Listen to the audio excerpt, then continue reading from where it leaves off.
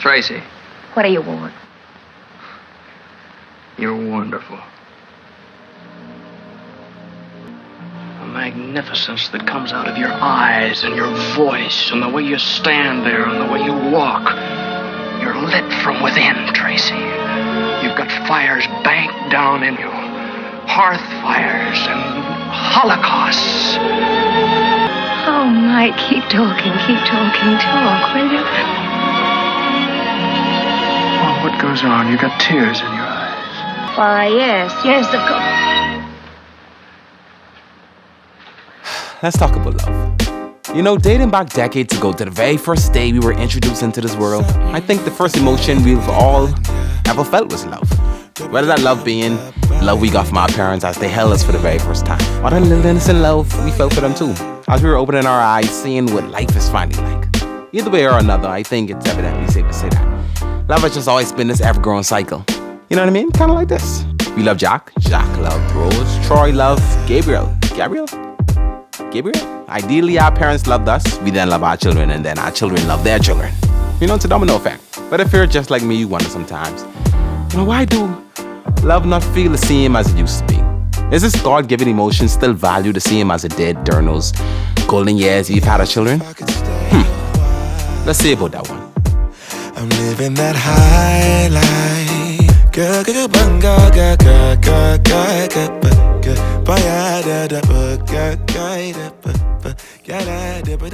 Yo, what's up? My name is Christian and J got my boy Big Bad B. You see what I saying? What's good, y'all? And this is episode 2 of the Carmichael Road Boys podcast. This nigga didn't even clap. This nigga you did all that? This nigga watch me. This nigga, what the hell? you do all I was thinking like, you know, I thought it was gonna be cool. Anyways, we had the second episode, and we about to talk about one of my favorite topics, bro. First time we talk about the Bahamas, where we come from. You know, and this time is all about love. She's a good girl. Something. Breaking her heart. Well, I'm free. Free falling. And I'm free. You hit that note right, man. You hit that note right. Well, I'm free. Easy. This is my favorite topic, bro. I could talk about love all day, every day, bro. That's just me. I love romance. I'm a hopeless romantic. Trust me, bro. This episode is gonna be a hot one because I have a lot to get off my chest. You know, y'all can have some wild things today. Because, bro, there's a lot of topics and a lot of just things I've been sitting on, you know, mentally for a while. You come to this podcast, you come to hear the real thing, and that's what you about to hear. See that you saying? No matter who be you fan. All right, quiet on the set. Camera speed.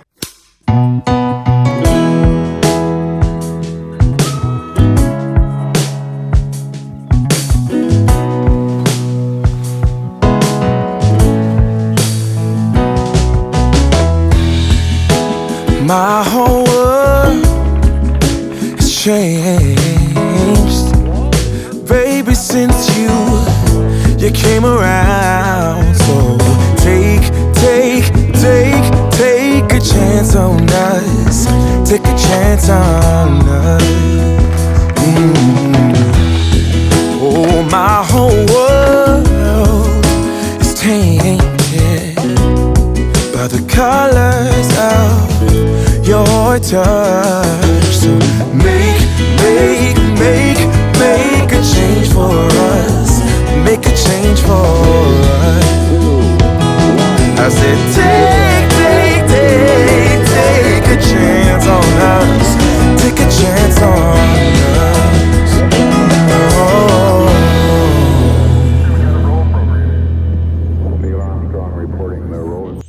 You did that, though, right?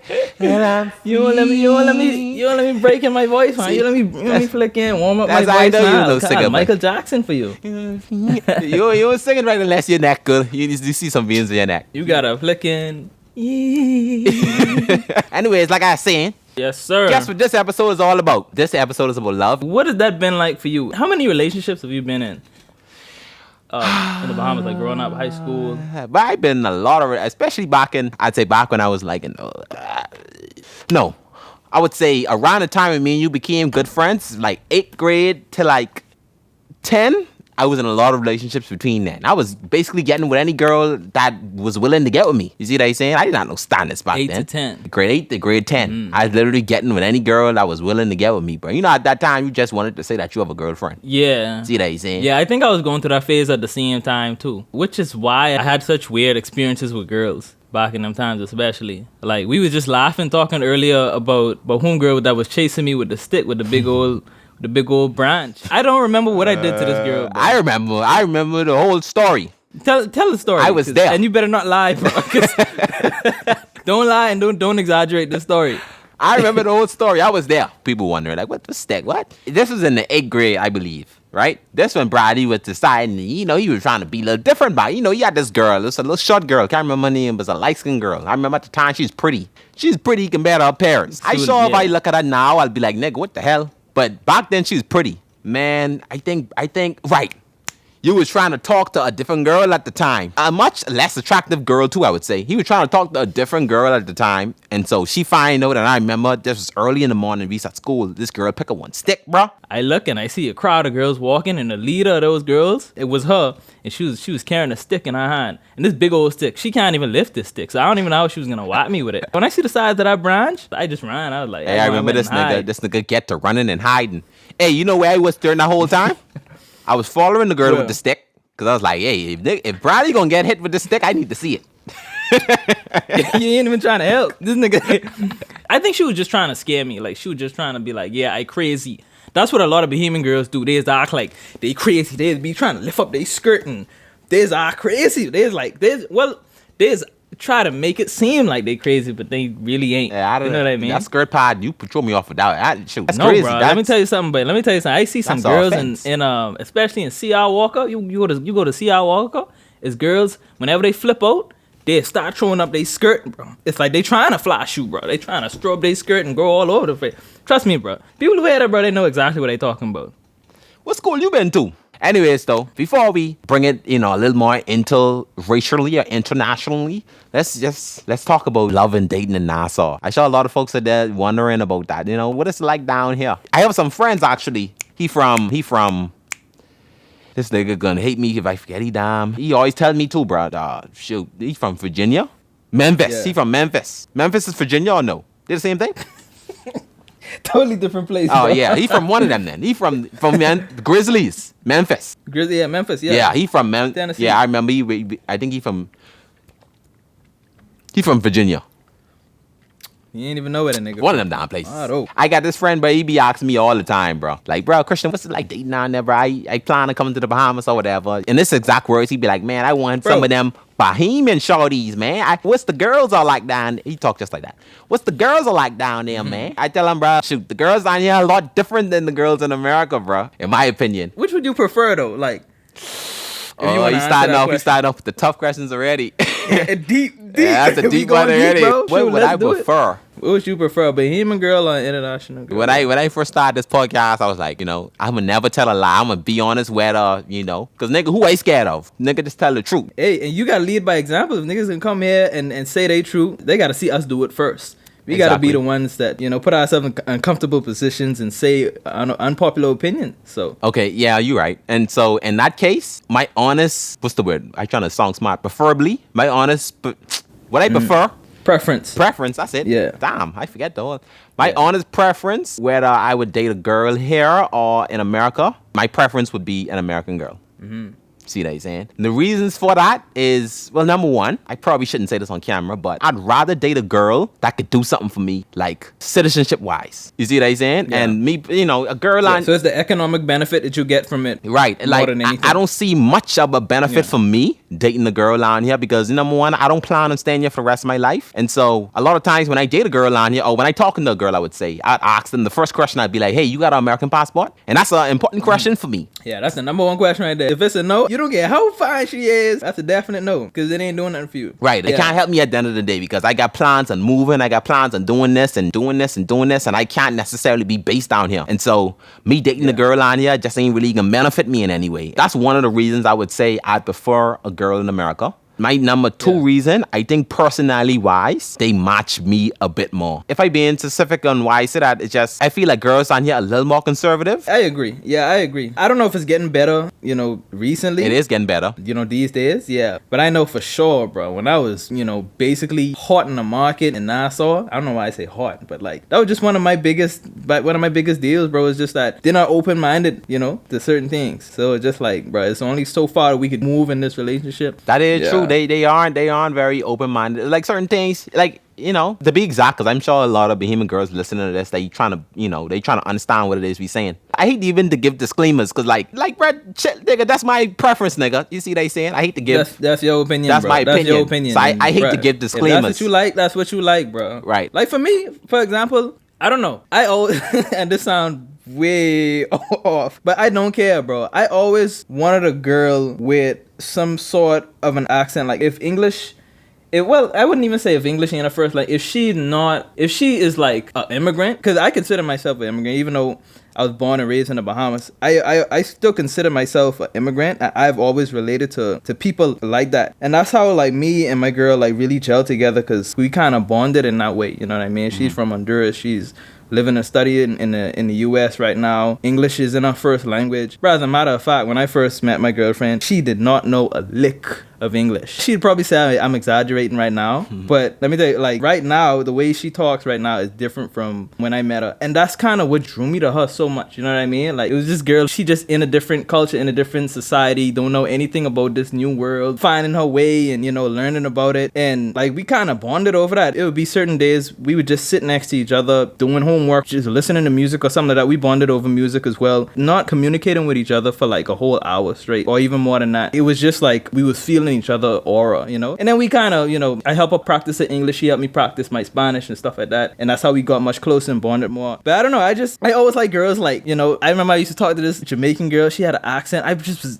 in love with her accent, bro. You like accents? Like, I love accents, bro. I just fall for that, bro. I tell my girlfriend all the time, don't lose your accent. Keep that same, that same accent you got there. Keep trying to speak English with that same accent right there. I don't know, bro. So you don't never want her to get too good in English. Just get good enough to where I understand you. I don't even want her to sound American. If she sound American, I'll make fun of her, bro. I'm like, no, don't sound American. Keep that same catracha voice. You know what I mean? That same dialect that you got. Keep that. I love that. Yeah. That invigorates me for some reason. Hey, and that's preference right there, bro. Like, I feel like everybody in this world, on this earth, whether your preference, I honestly believe this, bro, whether your preference, one of the most wildest things, like I have a friend, right? Well, at least a friend of a friend. I swear to God, people can probably say, oh, this nigga told me and the whole friend group, when he heard the story, he can know who I talking about, because even my friends gonna know who I talking about, because everybody was there. We like in this friend group, we play Call of Duty together, Warzone. And so, man, we in the party chat, this nigga just be like, he tell us plenty times. He say, bro, that ain't what I say. Nah, that's what he say. He say, bro, he black, by the way. He's like, bro, I ain't into black girls, bro. And when he first said it to me, I felt like this hit in my chest.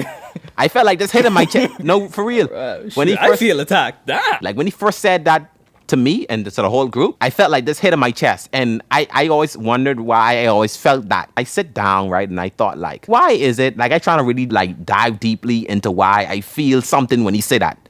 I say, why do I feel something off of his preference? But I also do believe that everybody should have a preference. I think it is because of this cancel culture thing, and us knowing that is something, you put that out in the world, bro. Oh, I don't date black girls, bro. Or if a white person was to say, I don't date black people, that automatically something people gonna, like... Yeah, that's damn near racism. Basically. That's what people would say. Right, and so I think that's where I felt that hit in my chest, like, damn, bro. Really? And then he explained it more to me. He's like, the reason I don't necessarily date black girls is because with his experiences, it's like with black girls, they like, that's what he told me. He's like, with them, it's like they all tough and masculine, but when he date other races, they more chill and they more submissive. And he told me like with black girls, like they would challenge him much more, like on his masculinity compared to other races. And I kind of understood it because I do understand what he's saying. Like I've dated like probably 4 different races in my entire life. Asian, white, black, and Latino. I do agree with him. Like with black girls, they gonna test you a little more than you would like.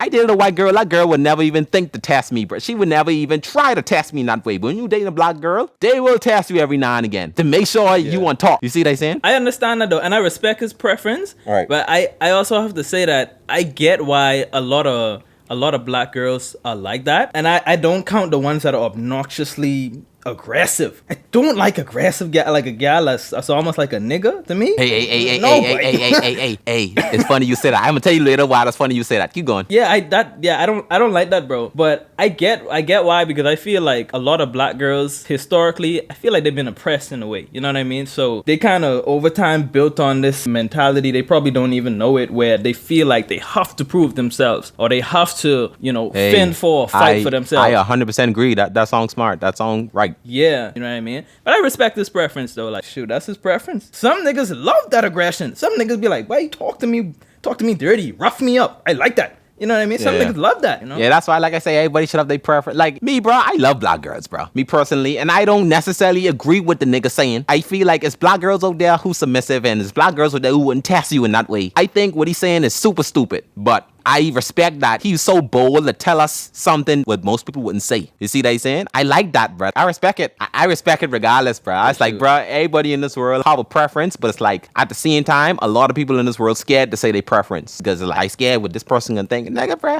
I wish everybody on this earth would just stop caring so much what people say or people think of you, and you just be you, bro. You see what I'm saying? Yeah. Now, I ain't gonna lie. I have to say, I do think certain preferences are kind of stupid, bro. Like, okay.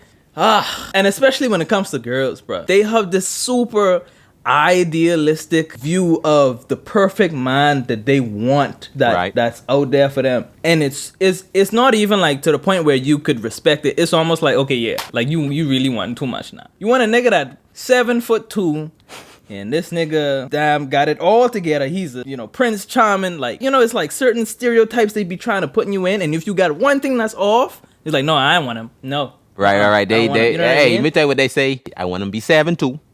He gotta be a millionaire. Some of them be saying wild stuff like that for real. They gotta be a millionaire. Yes, bro. He gotta have his own house. He gotta have his own car. And then a lot of times you ask them, hey, you got any of that? Oh no. So it's like, if you don't have one of those things, bro, you disqualified from a list. It's like, damn. You're right. Like, bro. to me, I find it so what's the word? Baffling? What's the word? Baffling. That's what it is. I saying all the wrong words today. I find it so baffling, nigga or female, bro. I find it so baffling, bro. If you want something that you ain't, I don't see why. Like me, I just can't come to that. I can't come to that like thinking process, like me putting out there in the world that I want something that I ain't. I feel like everybody should become what you want, and you're gonna get what you want. But you can't want something that you ain't, That's why, I was on my story a while ago. I was asking this question. I was like, bro, would you date you? And this kind of goes back to the topic of, the first question. Very difficult question. Some people then cut off the video from that first question you asked. Some Bahamian girls. Yeah. You don't like Bahamian girls? Oh, no, I can't watch it. I can't watch this no like more. I was saying before. I'm watching this no more. But I was saying from the get-go, disclaimer. I like Bahamian girls, but I'm saying, like, for what I preference and, for what will help me in my life, that ain't for me, This kind of goes back to that preference on what I did, a Bahamian girl or American girl. Like a lot of girls down here, in my opinion, like what we were saying before, a lot of them, they be asking for stuff that they ain't. Man, strike me down if I damn line. I think if you ask any girl in Nassau, would you date a guy that don't have a car? Yeah. Every girl in Nassau could tell, most girls in Nassau could tell you no. Bro, you get 100% vote for no. They would. No. You was catch bus? Hey, bus? What I gonna? Hey, you ask 100 females, bro. 98 of them probably can tell you I wouldn't date a nigga without a car. But if I give it a number, okay, I would say most females in Nassau do not own a car. At least my age, around my age group category. Most females in Nassau do not own a car, But they want someone that have one. And so I always felt that was such a weird dynamic, bro. How you could want something that you ain't. And so it's just that delusion, bro. That delusion is weird to me. I gotta say though, like, okay, when it comes to my opinion, as I said before, I'm in a relationship with an Honduran, but would I prefer a Bahamian girl over any other girl? Okay, let me just give a reason first, and then I'll give my answer, right? So, I don't know, for some reason, bro, I just had a lot of trouble connecting with Bahamian girls, or I would say they had a lot of trouble connecting with me. You know what I mean? I haven't had any super successful relationships with a Bahamian girl. You know what I mean? I feel like I've had more connections with a girl from a different country per se. Like, they understood me more than a Bahamian girl would understand me. That's like the number one thing. I don't know, I just always been so weird. It was hard for them to connect with me, like to understand me. But when it comes to like international girls, they've understood me more. I do care about looks. I can't sit here and lie about that. I care about looks, right? But my most valued thing when it comes to relationship is that connection. Do we connect? Can we sit down and have a long conversation? Can you understand me, where I come from, my goals, where I trying to take my life? If it's anything that's blocking you from seeing me 100% for me, then we can't really connect like that. You know what I mean? Hey, I could attest to that, bro. I've been there. I think I've been there for all of Bradley's Bahamian relationships, and it was goddamn terrible. It was awful. Bro, it was terrible, bro. Tell me if I'm wrong, but this is what I saw the problem was with your relationships, your Bahamian relationships when you had them. I thought, in my opinion, with all your Bahamian relationships, they didn't have no purpose or no end goal. All of them looked just something that was happening at the moment, and they didn't look like something that was gonna last forever. Yeah, just like, you want to like me? Because I want to like you. All right, yeah, let's like each other. Boom. That's it. Yeah. Like, it wasn't no right. no connection, bro. Like, that's what I always thought. Like, she want to have a boyfriend. I want to have a girlfriend. We want to belong together. Cool. When we get together, like, it just get dry. Like, we can't, like, you just couldn't connect. Like, on the flip side, I also didn't connect with Haitian girls at all. I didn't connect with none of them. You didn't connect with your own kind either?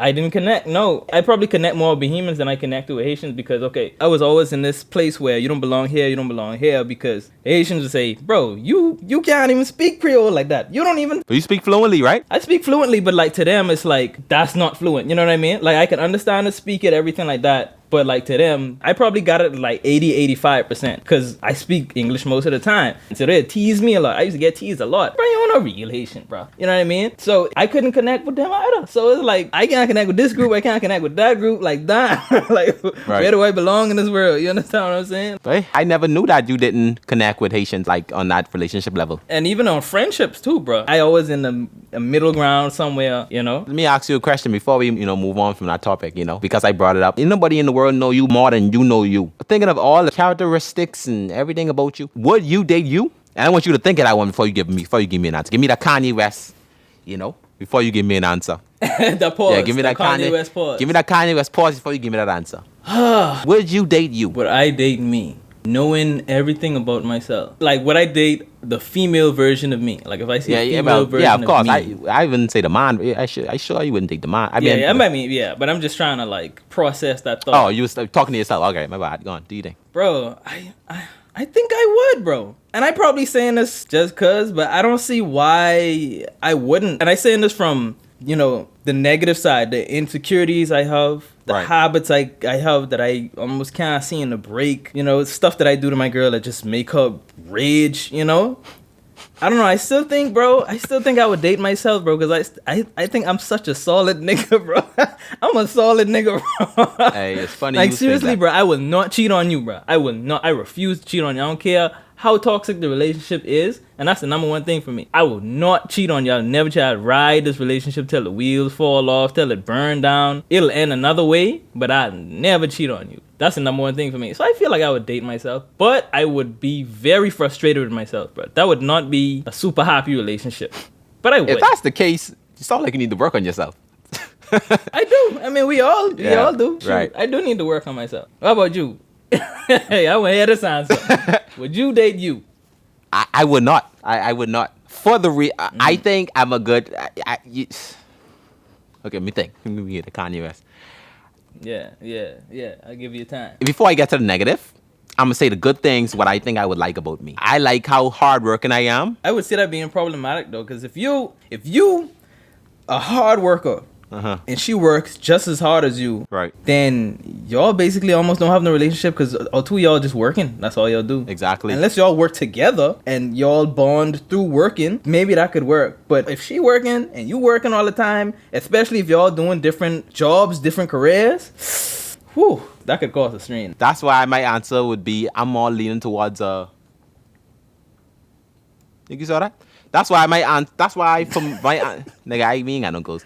That's why my answer, I'm leaning more towards like a no for me because of what I do and how much I work. I like it for me. I'm a nigga. I'm kind of traditional.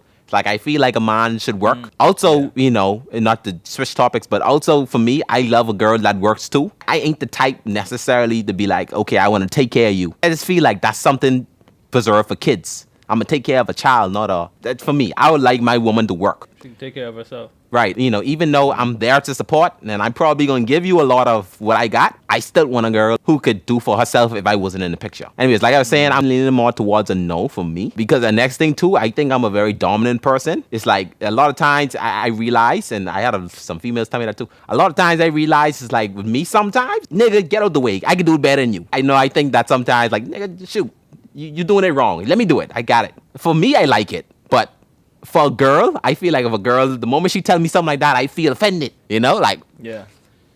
What you mean you can do better? Like, come on, give me a chance. Boy, You know? that'd be a relationship full of flames. Yeah, bro. we'd Y'all be fighting every day. We'd be fighting every day. So that's why I say I don't know if I could date me, bro. Y'all hate each other, bro. Y'all really hate each other, bro. Hey, you know what I've been telling one of my friends? I was telling my friend for some time now, a lot of these girls in Nassau, I say in Nassau because that's what I currently around right now. I've been in Nassau for some long years now. A lot of girls in Nassau, I feel like if you would apply what's going on in their life, if you would apply everything that's going on for them to a nigga, I don't know if that makes sense. I know what I'm saying in my head. You understand what I'm saying or no? Mm-hmm. Like if you... No, I don't. I don't know what you're saying. Okay, let me Try try. your best. Let me try again. Well, girls in Nassau, a lot of times, if you apply everything that they doing and what's going on in their life to a nigga, because, you know, we hold niggas and girls to different standards. Girls could get away with doing less. Oh, okay. Right. So if I give a little example, like I say, most girls around my age do not own a car in Nassau. The moment a nigga don't own a car, bro, he looked at us as a bum. A lot of girls in Nassau, too, do not have jobs, bro. Around my age. I had this one friend tell me, she probably listening to this right now. I had this one friend tell me, it's like, bro, all the niggas in Nassau trying to be DJs and all the girls in Nassau trying to be party promoter. That's like what it is nowadays. I was gonna say, do you think the reason why they don't have no cars because they don't got no job? They don't got no, you know what I mean? Yeah, you need money. But do you think it's easier for a girl to find a job than for a male to find a job in the Bahamas? I think 60-40. 60-40 for the girls. I think it's 50-50. But the reason I say 60-40 is because you a girl, you know, niggas in Nassau, bro, they kryptonite is women, bro. Bro, they're not professional at all. They you kryptonite is you women. Sexy, big bongy, fat ass, you hired. That's it. If you was a pretty girl, you look good, you have a good body on you, you probably can get something. I don't know. I might be wrong, but I think it's easier for a female to get a job than a male, bro. I honestly. What you say, 60-40? Yeah, probably so. With niggas, yes, it's easy to find like manual jobs and stuff like that, like, you know, construction and stuff like that. But I'm talking about like administrative job or something like some kind of office job or something like that. A woman all over that, bro. It's probably like 70-30. Here's the thing, though. 70 woman, 30 for male. Here's the thing, though. In my opinion, I could be wrong, but in my opinion, I personally don't think women down here, my age category once again, I think women down here don't necessarily want jobs. You know, that's why all of them trying to be, I think that's the case. Like, that's why a lot of them trying to be party promoter. Everybody I swear to God, man, you go on Facebook, Instagram, go on their story, every girl online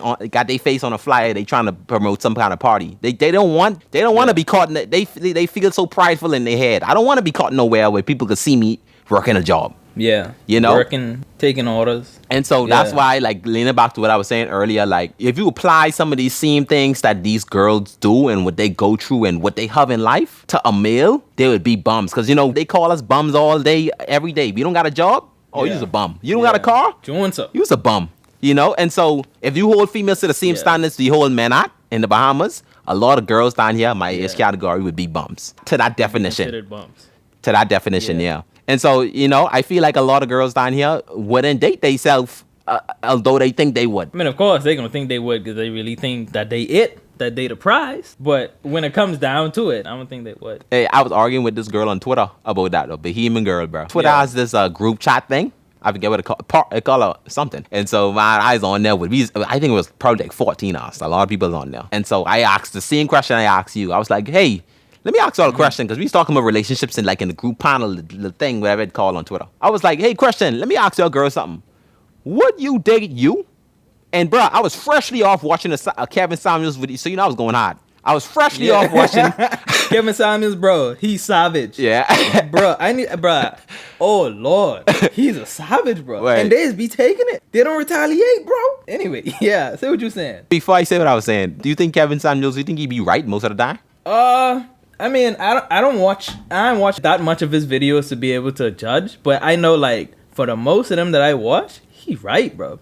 And he'd be putting them in their place. Because a lot of girls, bro, they just have it messed right up, bro. They have the whole game upside down, bro. The way you do it, it'd be savage for real, but sometimes I feel like these girls need it, bro, because, ain't nobody else can give it to them like how he give it to them. He give it to you straight. I think that's a man-woman thing. A lot of people in this world wouldn't give it to females like how it's kind of leading back to the same thing I was telling you with the Twitter story. Like I said, I was freshly off watching this Kevin Samuels video, so I was hard into it. I had an agenda that day. I don't regret nothing I said, but I was hard that day. I remember we was on this Twitter panel thing, and I asked all the girls. I was like, hey, let me ask y'all girls something.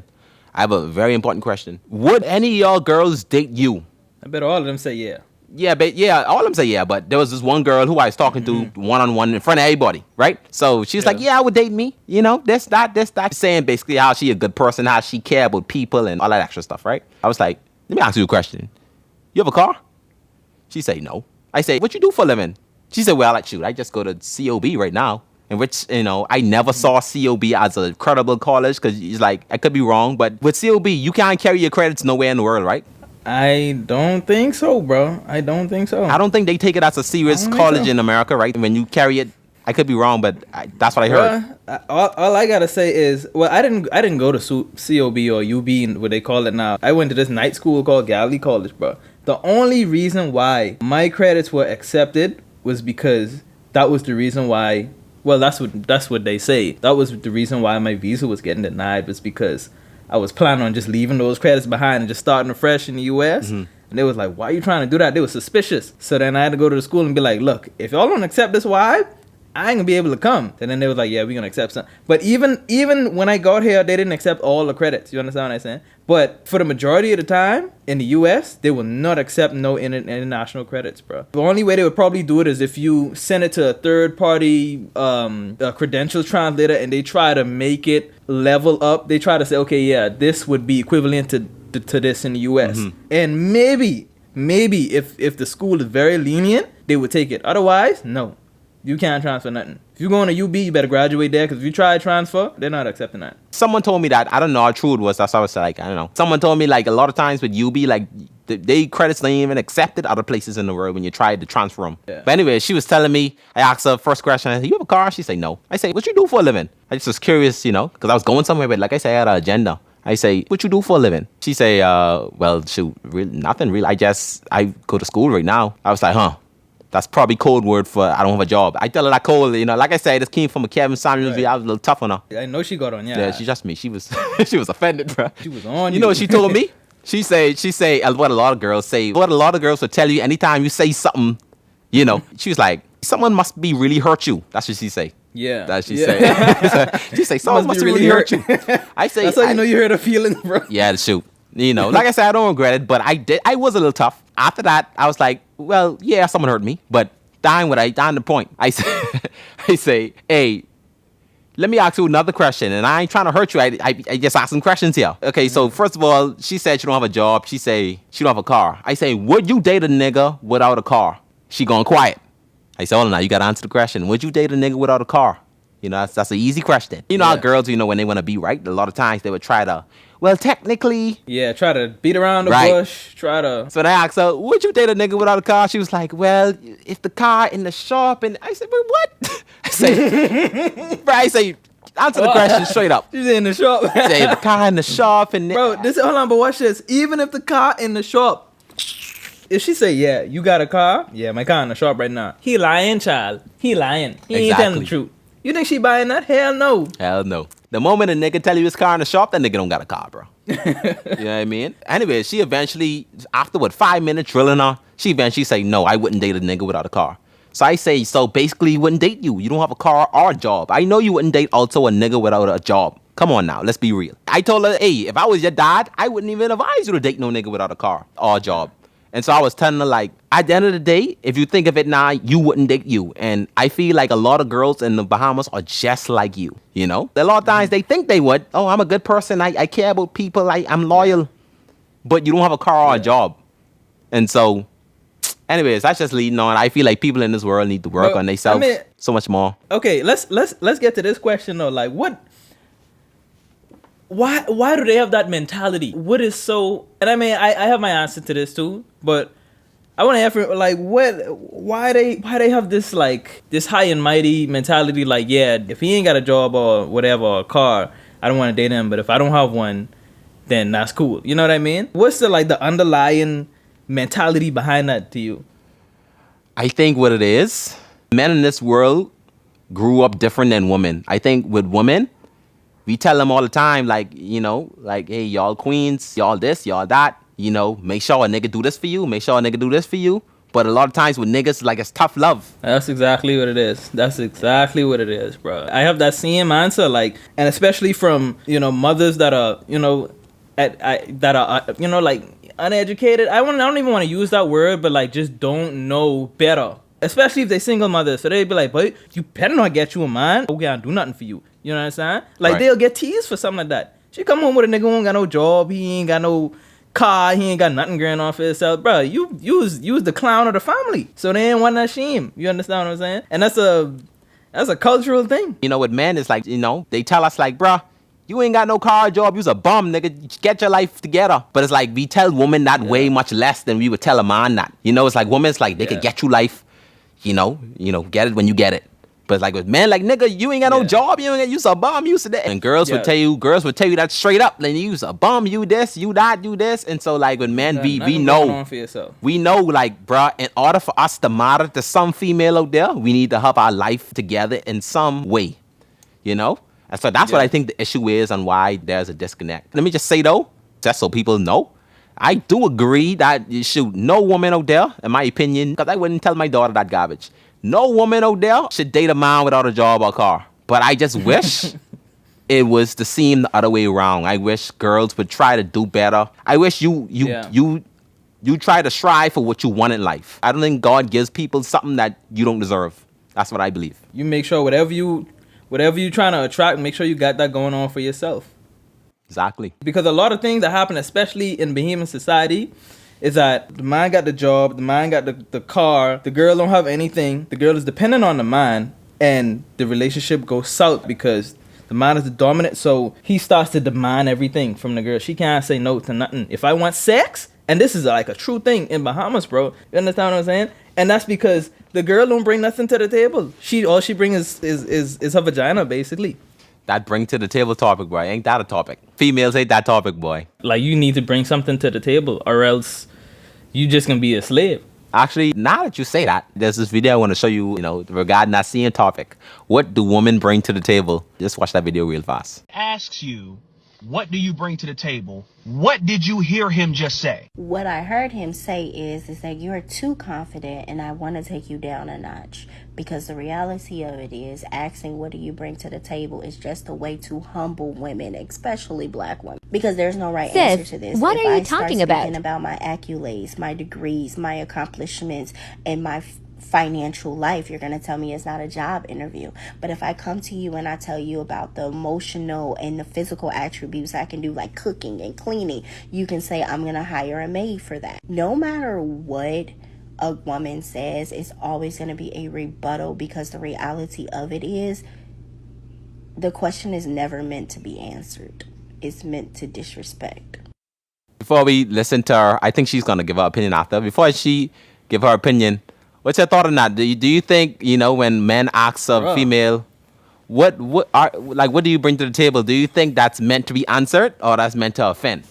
I feel like it's a simple question. I feel like that's a genuine question. What do you bring to the table? How do you provide value to this relationship? And I also feel like that answer that she gave when she's talking about cooking and cleaning and stuff like that, I know some gals who would backhand slap her for saying some garbage like that, because culturally in society, historically, that's all a woman been known for doing cooking, cleaning, and that's basically it. You know what I mean? A housewife.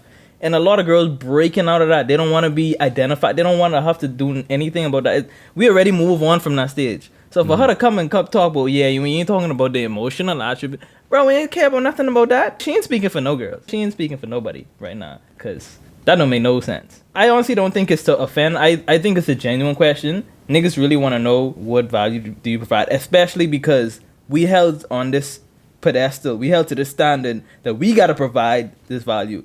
So I feel like we have a right to ask what you can do. You know what I mean? Shoot, couldn't say it any better, bro. Just like I was telling you earlier, like, you know, for men, it's like we know in our head, like, we know we got to do something because you're not gonna be with us if we don't have nothing to bring to the table. Did anybody ever stop to think that maybe men are asking us what we bring to the table to get to know us? And not just get to know us, to see if we fit each other's future? Did anybody stop to think that? Because that's how I feel. When a man asks me, I appreciate a man asking me, Shalakimia, what do you bring to the table? Or where do you see yourself in 5 years? Or what are your goals? What are your dreams? What do you want out of life? Oh, do y'all just want somebody to pick y'all up from the bar and take y'all home and have sex with y'all? Oh, y'all want to do what y'all used to? Men are not asking us this because they're disrespecting us. Or they don't have to ask us anything. They could just get some and go about their business. I'm confused. I said what I said. amen. Mother flip. Yep. I like her. Yep. Okay. Yes. She's speaking for women. Cause that other girl, I don't know what the hell she talking about. Honestly, I honestly feel like the previous girl, she probably, and this happens a lot. There's this insecurity that we have to where if somebody asks us a simple question, something like that, we automatically think they're trying to offend us. Right. And I don't like socializing with people like that. If I ask them a question, you already feel like I'm trying to diss you. No, like it's like a genuine question. Like I seriously, you know what I mean? So I feel like that was the issue for her. She probably going through something like that right now. Yeah, I think the only reason for someone to get offended by that, because a gal asks me that, I ain't offended. I'll happily tell you, oh yeah, I feel like I could bring a lot to you because I do this and I do this and I make this and I do this and I'm good at this, you know, because I actually got stuff going on in my life. But I feel like for people that don't got that, man or woman, when you ain't that, it offends you. That's what I think it is. When you actually don't have something going on. And honestly, it shouldn't even, I mean, it's cool if we have a conversation about that, but that shouldn't even be something that we really have to say, okay, let me come and ask this girl, like, what she bring to the table. You should already see that in the way that she live her life, you know? Then the things she do, the way that she talk, her passion, everything, that should show you that, okay, I see what this girl all about. I think I want to get to know this girl more and, you know, stuff like that. But if a nigga got to sit down and ask you, bro, okay, what you could do for me? That means he don't really see nothing valuable in you. So you gotta figure out what's going on. I think actions speak more than words when it comes to that. Hey, I never heard nobody say it like that, but that's true. A lot of men, we know before time, like we true detectives, bro. We watch you for a while, we know, like, damn, okay, that's sexy. I like that. I'm gonna try to get with her. You know? I see what you say. Hey, now that we on that topic, I wanna know some of your turn-ons. No homo. I wanna know some of your. Let's play a game actually. Let's play a game. Let's play a game. The way you came, you said, I want to know some of your turn-ons. Yeah. Hold on. Cut that part. Hold on. Homo as hell. What a sec. Hold on. I ain't mean it like that. But what a sec. Hold on. See, a song by nah, like. I mean like that. That's what I meant to say. That's right. I meant like that. Let's play a game. You know the 5 love languages, right? Yeah. It's acts of service, gifts, touch, quality time, words of affirmation. Right. And so those are the 5 love languages. Let's play a game. You can play it with the turn-offs, turn-ons, and then with the 5 love languages. We've been knowing each other for 20 years now. It's been a long time. And so I think everybody out there in the world would think they probably do know every damn thing about each other, knowing each other for that long. Let's play a little game to test that theory. You know, starting with the love languages. Could you put it in the order that I would put it in? For you. For me. It gotta be a winner and loser.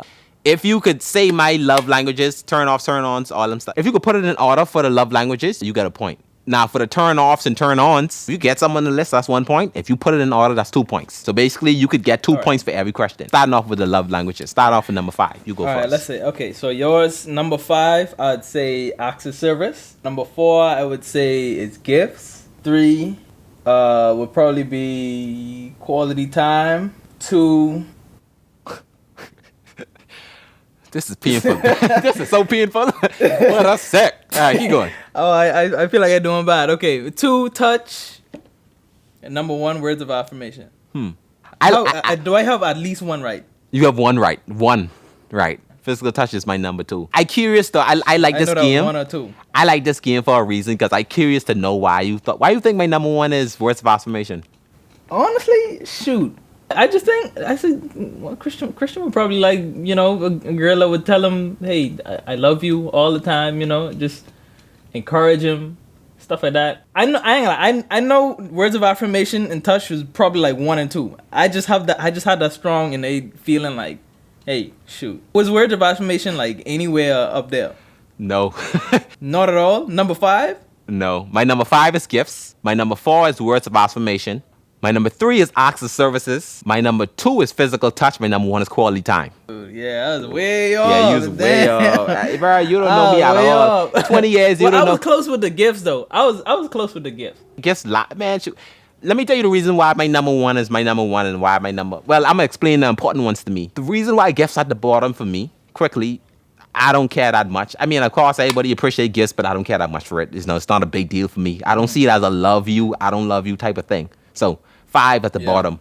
Number 4, words of affirmation. I do love words. I like people to encourage me, tell me I love you. Not people, my girl.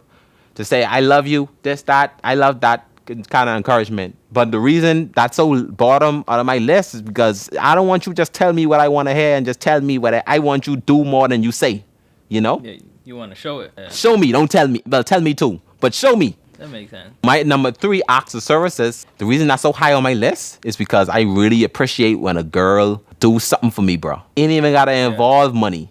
I'd prefer not to involve money. Let me give you a quick example. My hair. For the people that been knowing me for a long time, I've been doing hair. Y'all know I could braid, I could twist, I could do my own hair, bro. I don't need a girl for that. This is one of the first videos I made on YouTube was a hair tutorial. I was popular on YouTube for a long time just for my hair tutorials. So, remember, dry. I know how to do everything, bro. I know how to keep care of it. But the thing is, about me, I don't care to keep care of my hair. And that's bad. I don't care to take care of my hair. I'd much rather a girl in my life to do all of that for me. I find it so sexy, bro. I don't know if that's the right word, but I find it so sexy. Like when a girl just naturally like, hey, Christian, come in the bathroom. I'm going to put the thing in your hair. Oh, hey, Christian, it's time for you to put the oil in your, come put the oil in your, not come put it, like she doing it for me.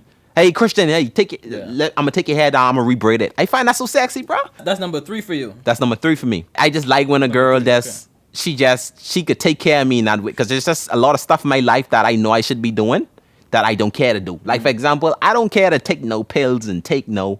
I'm that type of nigga, like, I ain't strong in it because, there's people, they so extremely like, bro, I ain't putting nothing in my body, bro. That's bad. Not me. I do think medicine works, but it's like, I ain't the type, though, to go to the hospital. I ain't the type to go take no medicine, because me is like... Oh, yeah, I know that about you. I remember you was sick as a dog one day, nigga. I was like, damn, this nigga might die. I gotta help this nigga. That's what you trying to give me, that sorosy, bro. I don't want no down sorosy, bro. Yeah, you trying to give me that sorosy, bro. Sorosy, that good for you, but I healed you, bro. I'm saying, let me help my boy out. This nigga ain't even drink it. Well, you did drink it, right? I don't think I drink. No, hell no, I didn't drink that guy. Bro, hey, that's how you know this nigga's a sick nigga. This nigga thinks sorosy tastes good. He actually likes it. He drunk that for fun. No, I don't think it tastes good, but I know it's good for you. Bro, that's why I don't really be sick for that long, bro. Straight natural remedy. That's all my mommy's give me. I have to go right away. So I ain't trying to bring that to you. This nigga talking about, no, I don't want that. No, hell no. That's all right there. Hey, this nigga's sick as a dog. For people that don't, probably Americans probably don't know, sorosy is like literally one of the worst tasting drink. And I ain't exaggerating, bro. That's just the worst tasting drink you will ever drink in your life. It's made out of a bush. You go inside this bush. You shudder in, bro. That'll love you. Like when you sip, you shudder in, bro. Like, you feel like you about to shut down. That's the Haitian in you. Like, you actually like that. Hey, I ain't gonna lie. I take it, bro. If it's good for me, I'll take it. Anything green. So yeah, that's my acts of services. That's why it's so high on there for me. Number 2 is my physical touch. I like sex. Number 1, quality time. I feel like ain't nothing you can't fix with some quality time. I just like being around my girl. I'm disappointed in my... I feel like I could have get this 100% right, bro. You was rushing. You wasn't thinking. I could have. I probably was just trying to win the game instead of just thinking like of your character. You might get 0 on mine. You never know. We might get 0. It's my turn now, actually. Let me go. Number 5 for you. Number 5 for you is gifts. Number 4. Keep going. Number 4, acts of services. 3, words of affirmation. 2, physical touch. 1, quality time. Jesus Christ, bro. You hold on. I got it right? Bro. You got 3 of them right. Oh, You got. I know I don't know you, how you bro. did that, bro. I know. Which one I Bro, get right? I don't know how you did that, bro. Jeez. No, I think you really took like 2 or 3 days and sit down. You brainstormed this whole vibe. Trust me, bro. I ain't cap. think you put a lot of time into this, bro. Wait, I Honestly, ain't cap. bro. I said that before I even pitched the game to you. Because I say I gotta cheat. I'm sitting down and like, bro, what do Bradley like? I trying to think like, bro. Okay. Boy. I was sitting down, bro. I was thinking, that's you. Say your list so I know which one I get right. So, number 5, gifts.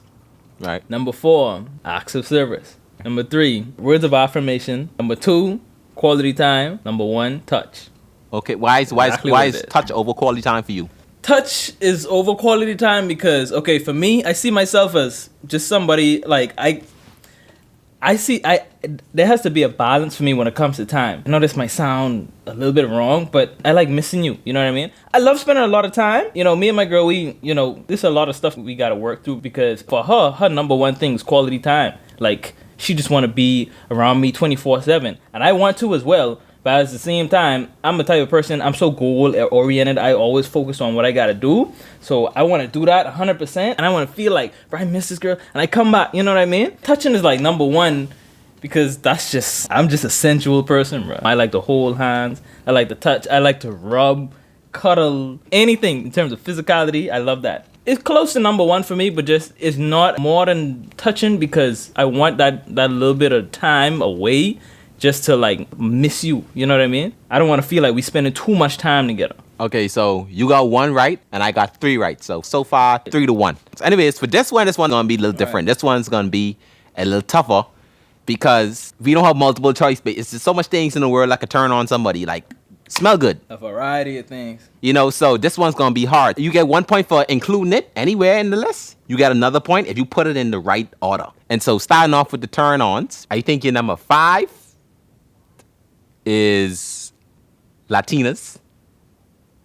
I know but this nigga like his nigga love Latinas, bro. I think that's his preference in race. This nigga love Latinas, bro. He like that Spanish culture. That's what he like. I put that number 5. Number 5 is Latina. Number 4 is someone that speaks Spanish. Well, I put bilingual. Number 3 is a conversationalist. Number 2, a good / unique dresser or artistic person.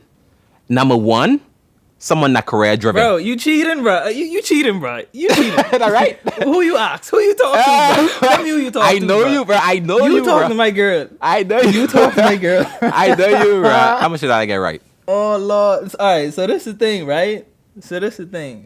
Your list better than my list, bro. That's the crazy thing about it. Your list is way better than my list for myself, bro. I tell you, bro. I know you, bro. I mean, my list is cool too, but I like your list more. Yeah, but everything is spot on, bro. The conversationalist one, I probably wouldn't go with that. I probably wouldn't. That wouldn't be on the list at all. It probably would not. Because to be honest, I don't even really like to talk that much like that. You know what I mean? Like, if all you want to do is have a conversation, like okay, yeah, this guy talking too much, bro. I ain't into all that. Like, let's do something where we don't have to talk to each other. Bilingual, I also had doubts about bilingual. I ain't gonna lie, Latina, yeah, they got a soft spot in my heart. I have to admit, like, and I honestly can't tell you why.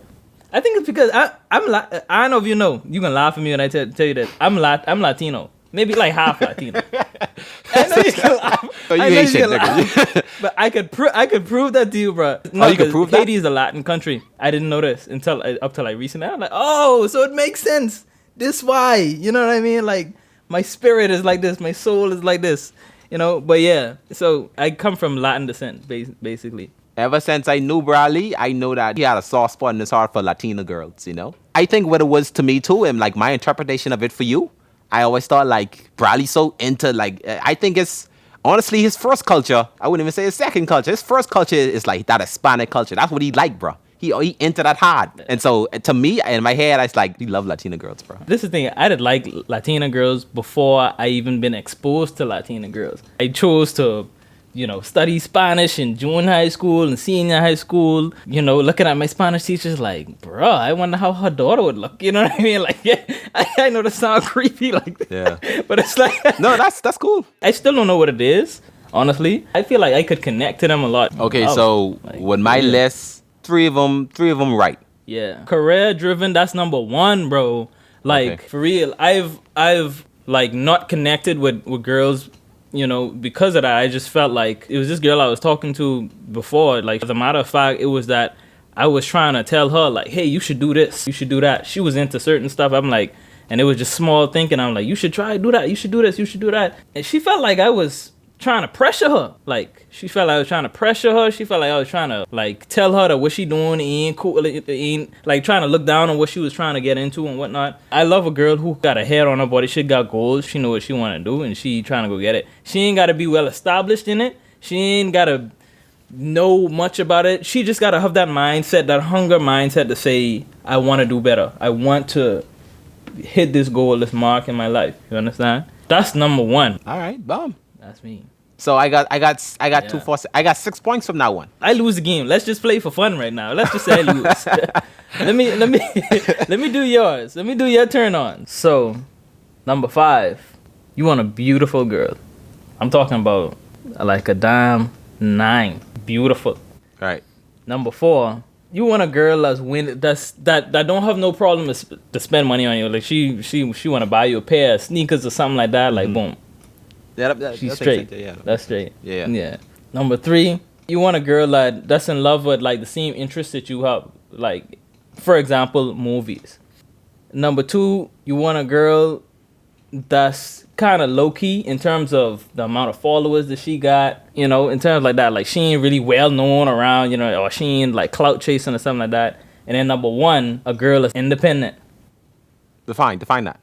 Independent as in, she got her own thing going on. She ain't got to depend on you for nothing, for no money. Like, she got her own career, her own goals, her own thing going on. She ain't got to depend on you for none of that.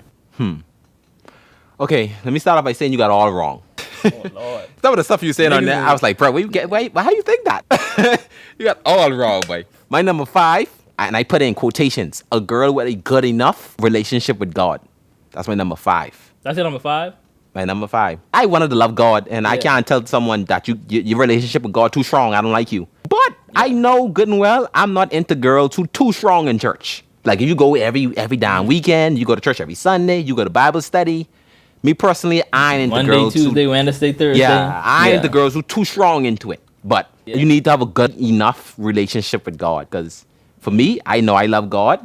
I don't like church. I always tell people that. People say, some stupid people, they be like, nigga, it's the same thing. You gotta love church. No, nigga. To me, I despise. I honestly, it's more than hate. I despise church. I'm not a fan of church at all. I don't go to church now, but I grew up in church, and this is kind of weird. You know, I always thought of this. And you tell me what you think of this. You know, I don't want to skip the topic, but I want to get off my chest why this is what on my head. I always thought of this. When I have kids, right?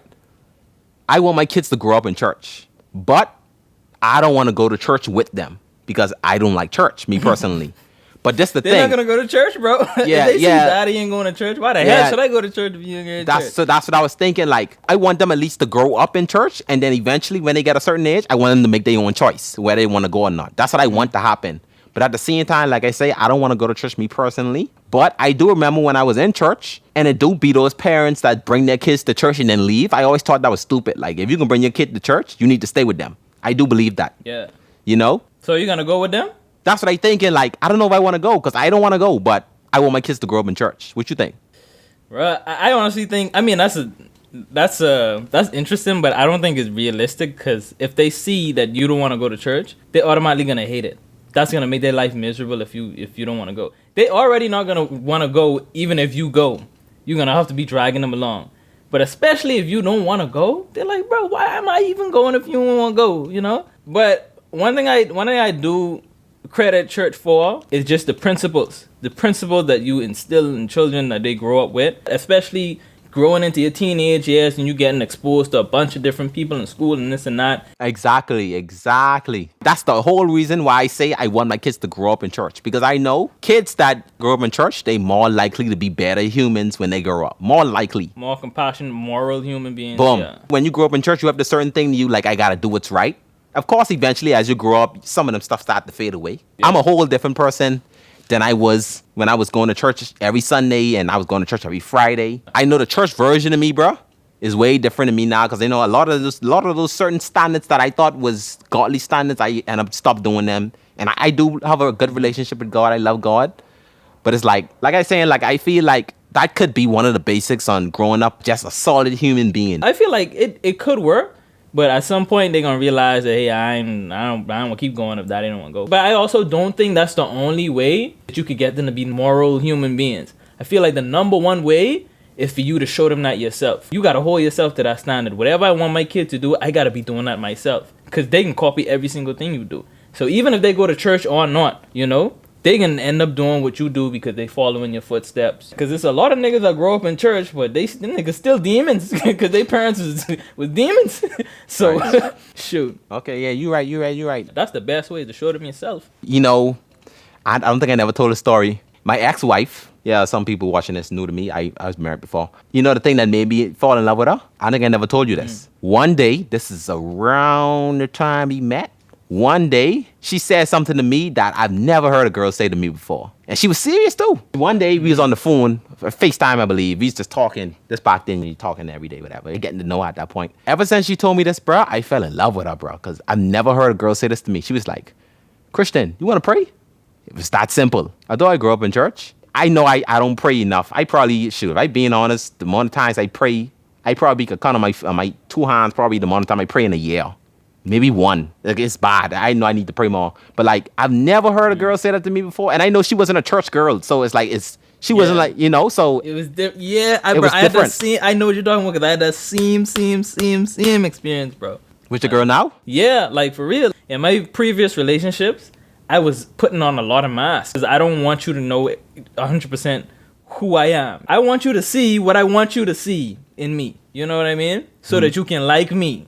You understand? So this time, I tell myself, look, bro, you ain't got nothing to lose. If the girl don't like you, she don't like you, just move on, do whatever you gotta do. And one day, she was like, yeah, we should pray. And we sit down, and she started praying. And the way she prayed, bro, she started crying while she's praying. She prayed this passionate prayer. I said, Lord. And the thing is, like you say, she ain't all churchy, all low, die hard, you know, radical Christian. This girl is a regular girl. Other girls will see her and probably look down on her and say, oh yeah, that girl, she in the world. She is a secular girl. You know what I mean? But this girl, I don't know anybody who's pray harder than this girl. Still, up to this day, she's be trying to send me scriptures, you know, pray with me. If I stress her, she'll sit down with me and tell me pray. I'm telling you, bro. But that don't take out the realness from her. She's still real. That's the type of girls I like. That's why I say I don't like them too strong in there. I don't like them too strong in there, but I like them in there, though. You know what I mean? Yeah. When she told me that, bro, that's what made me fall in love with her. I was like, bro, I never heard a girl say that to me before. And she prayed. See, there's a difference, though. Your girl prayed a strong prayer. She was crying. This girl who I was married to, this girl from Louisiana. So this prayer was so damn bust up. I remember this. It's a ghetto prayer. But I remember this prayer to this prayer was stupid. Man, hey, the girl cursing the prayer. It was that bad. The girl say, I trying to do that Louisiana accent. She was like, well, God, I thank you. I don't want to curse because I'm gonna keep it clean. She's like, hey, God, I thank you. And S. Thank you for protecting me. And S. Damn. Okay, she didn't say it that much. She probably said it once. Yeah. I over exaggerate. But she cursed, and I was like, but it's a bad prayer. I was saying in my head, but I appreciate the thought anyway. But let me tell you, it's the thought that counts. Yeah, but let me tell you why it got better. Because it got better. I never told her that I found that so sexy. I never told her that until I probably married her. But like, she offered this praise some other times, and gradually it got better, bro. She stopped cursing in the prayer. The prayer was a decent prayer. Like, eventually it got better, and I just found that so sexy, bro. Praying in a relationship, bro. I love that, bro. My girl, pray for me before I run. Every race? Well, I wouldn't say every race, but especially if it's a very important race. Right. If it's an exam, bro, anything, bro. If I'm stressed out, whatever it is, bro, we sitting down, we can pray, right? Wherever we are, she'll pray for me in Spanish. Sometimes I even challenge her, say, yeah, man, try pray in English, man. Let's, you know what I mean? She'll try to pray in English. Bro, I'm telling you, bro. That's so beautiful to me, bro. You sound like you need to marry her. I will, bro. Like, definitely. Why are you looking at me like that? Yeah, because I was thinking of how I can mess with you. I just edit that same part and put I will not. And edit it. Find a way find a Do way not in the do that. podcast when you say not, and then Bro. other than that, I will not. Bro, Christian, if you do this, bro, no, let me tell you something. If you do this, bro, my life would be so unhappy, bro.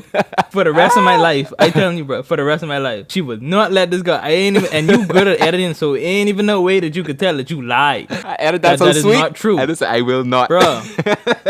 Bro, I promise you, bro. All that goodness I just say about her just now, all that going out the window, she can focus on that scene part. only like hearing that scene I part. will not.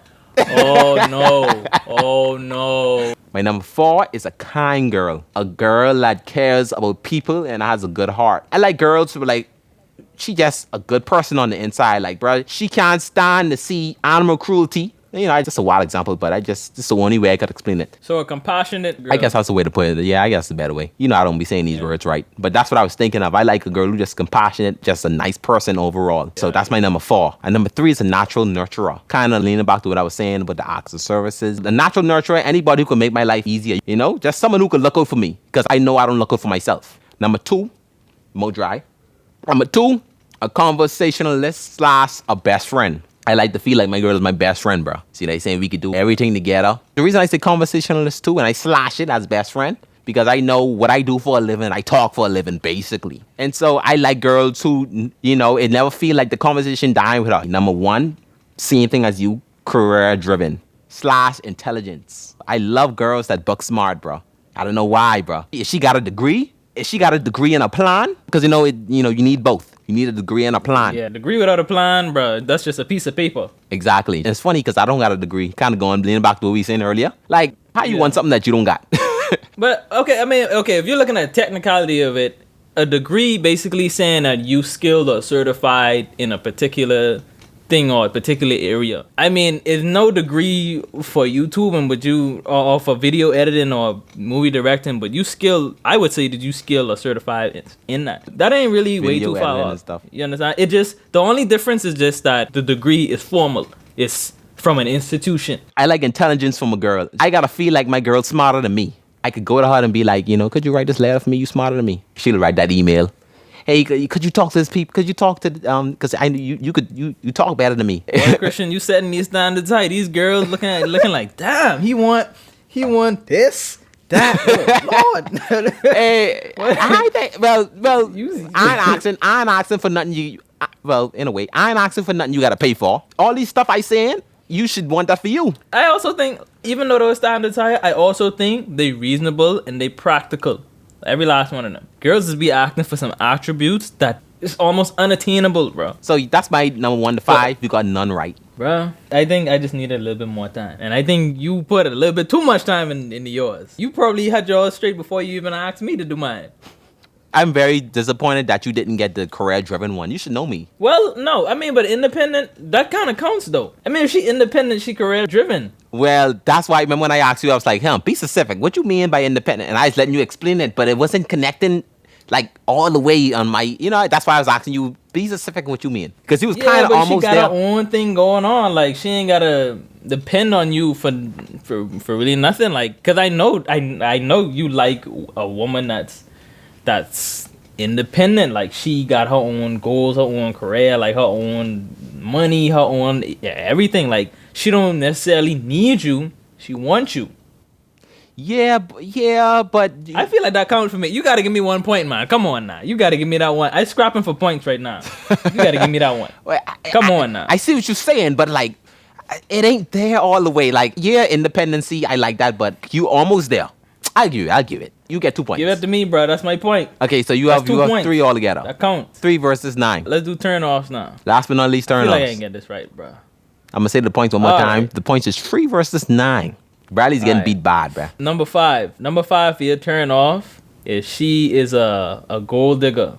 That's all she want is just money. Number 4, if she's lie. She's a bold-faced liar. Number 3, bad hygiene. I'm talking about, like, don't take care of herself. Number 2, if she smokes. Number 1, if she don't believe in God at all, like if she's an atheist. Come on now, tell me what my points is. Yeah, you get 5 points from that one. All right then, that's 5 all. 5 points from that one. That's all. But that means that you got most right. Did I put them in the right order? Turn off for me, number 5, a girl that has bad choices in men. That's a big turn off for me. That's what it is for a lot of niggas, bro. Like some girls, bro, they find it so sexy to date niggas that hit them. They like that toxic relationship, I put that in quotation. That's what they earn for. They love that. They like the break up one day, get together next. That's what they like. That's a big turn off for me. That's a turn off for me too. Yeah, but the moment I find out that you have bad choices in men, you like garbage, I ain't into you, bro.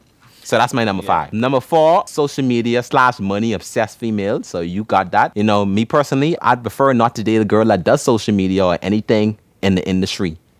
Unless it's an actor or like a movie writer or like something like that. But like if you're talking about a YouTuber, no. I can't never see myself dating a YouTuber. I just don't necessarily like girls that care that much for social media.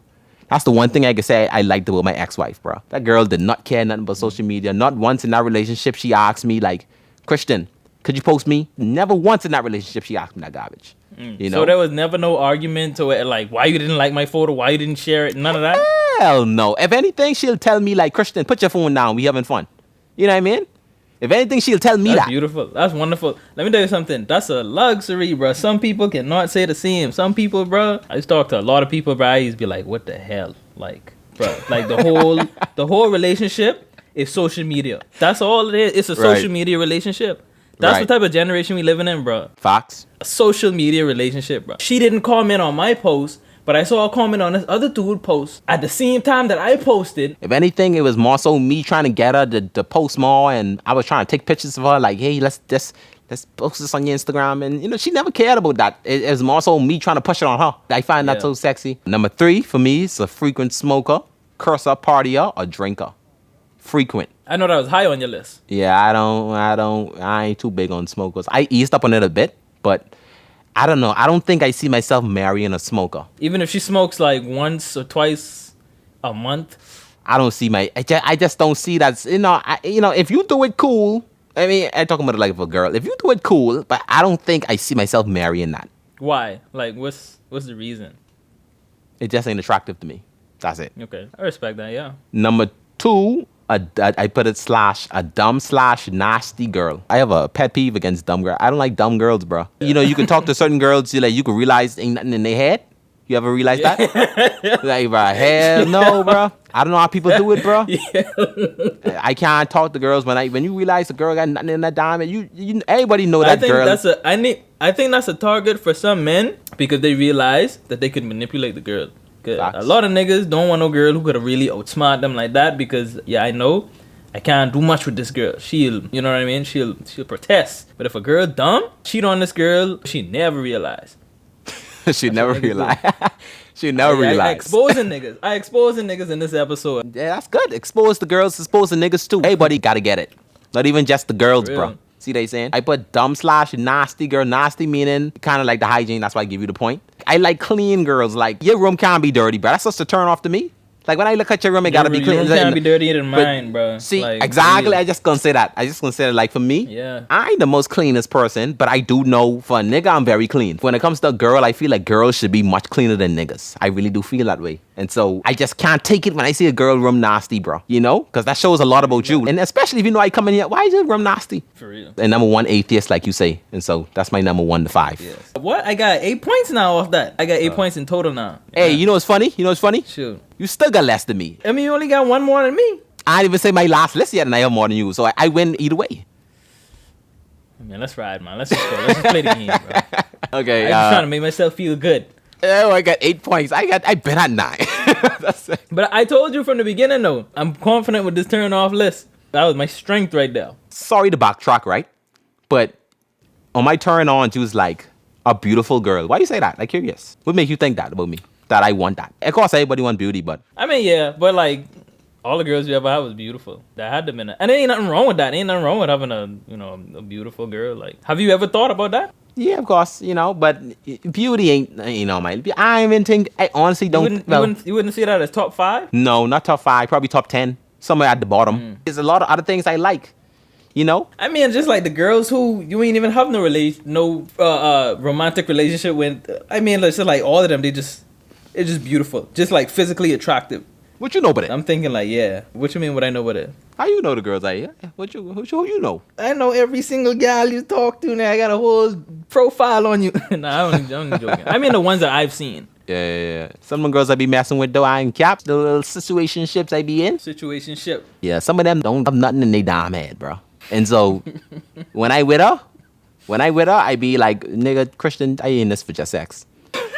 Girls ain't gonna like that. Girls go like, Christian, what? Bro, your whole list getting cut in half. Bro. Yeah, I know. But hey, I being honest because what it is, right? It ain't just me. No nigga could tell me differently. That's every nigga in the world. A lot of times, niggas wouldn't leave you, bro. I talking to the females. A lot of times, niggas wouldn't leave you. They could lay up in bed with you, knowing good and well he don't care nothing about you. Like, what's the word? Romantically. But he'll have sex with you, though. And it's the same thing with women. Like, you know, she don't give a damn with you, but she want that money off you. Right. I mean, it's the same thing. Yeah, niggas want what they want and girls want what they want. Right. Yeah, I never thought about that. Yeah, that's my niggas want what they want, girls want what they. She know good and well she ain't want you, but she'll take your money though. And for niggas, we know good and well we don't want you, but we love sex with you though. A lot of times, right? With niggas, we'll know within the first week, I think, whether we want to take you serious or not. And from there, if the answer is no in our head, we like, okay, she just for sex. It sounds bad, but it's true. Do your list now. Let's see what's going on. Turn offs. Number 5. Turn offs. A masculine girl. Number 4. A normal / boring girl. I put no spontaneity. Yeah, she ain't spontaneous. Yeah. I put / always wanted to stick to the norm or the basics. Just a blonde girl. That's what I was thinking. Number 3, a procrastinator. Number 2, an atheist. Number 1, a girl with no dreams or vision for her life. Okay. Number 5. That was the masculine girl. Right. That's my number 2, bro. That's my number 2. But you got it though. You got 1 point for that. But that's my number 2, bro. That's like, bro, as soon as that's off. That's like off the list, bro. You don't like masculinity? Shoot, that's just me, bro. Like, I don't know. I feel like if you too aggressive, I feel like you the nigga in a relationship. I feel like I wearing panty, bro. You gotta calm it down, like, you know, chill a little bit. You know what I mean? Like, right. It's not just the manly part. It's just aggressive. And if you problematic, you like drama, you like that. No, that's just. I like a peace of mind, bro. I like peace. I like quiet. I like if you easy going. If we could get along. I don't want to be having drama all the time. I don't want you to be shouting and screaming and stressing all the time and wild. Nah. Yeah, that's off. That's just something I don't see myself being able to live with long term. That's just me. What's in number 5? My number 5 is a gold digger. Okay. Number 4, if you're not down to earth, like pretentious, like if you super bougie and just like that's a big turn off for me. Let's say like you from Old Fort Bay and you come to my house in Carmichael Road and you feel like you out of place and you won't even want to sit down on my couch or something like that. Yeah, I don't know. Me, I just a down to earth person. I don't care if I go to the most luxurious place or to the most poorest place. I'm the same person. I'll always, and I want you to be the same way because, you know, I look at everybody as the same. That's just me. Number 3 was the lack of spontaneity. Like, I love a girl who, if I say, yeah, let's go do this, what you into? Andreas, like that, bro. Let's go skinny dipping right now. Yeah, let's go do it. Boom, we go do it, bro. That's just me, bro. See, I like fun like that, bro. It's funny that you see, that's one of the reasons. Leaning back to the first question Bradley asked me, where he's like, what do I prefer? I feel like a lot of Bahamian girls ain't like that, bro. Well, you know, if it don't apply, let it fly. But a lot of girls in Bahamas ain't like that, bro. You say something crazy like that. Hey, let's go do. Oh boy, I don't wanna. What if you acting too cute? You acting like you ain't trying to know? Nah, bro. Like if I say, "Bye, let's go to Meet Max and act like we work there. Try help some people out." You know what I mean? If I doing it, she would be like, "Yeah, let's go do it." Like we like to have fun like that. That's just like how you make the relationship fun. If you just say today, you know, you don't plan it out. You know, you don't write nothing down. You just say, "Bro, today we're gonna do this. Let's do it." I hope I don't get arrested for saying this, but like. The other day we just decided that hey, we're gonna sneak inside a movie. We ain't gonna pay. And it's easy to do it these days. I have no idea why, bro. We went to Walmart first, full of sock up with her purse up with snacks. Walk up in there, act like we was buying some tickets, just sneak right into a movie. That was the funnest thing ever, bro. That was fun for us to just say, bro, let's go do it. And we did it and we get away with it. You know what I mean? But yeah, like stuff like that I like to do. If not a person that like to do spontaneous things and just do random stuff, I'm bored. And then number 1, nasty. If you smell bad, if you have an odor, bruh. if you have an odor, I have a thing about smells, bro. I would just love and appreciate if you smell good. That was one of the things that captivated me about Andrea. If she was in the area and I sniff, I could tell she was around. I'm like, where she is right now. Where's she at now? She's at the dorm, chilling with my cat. Oh, okay. You love her, huh? What? The cat? No, the girl, bro.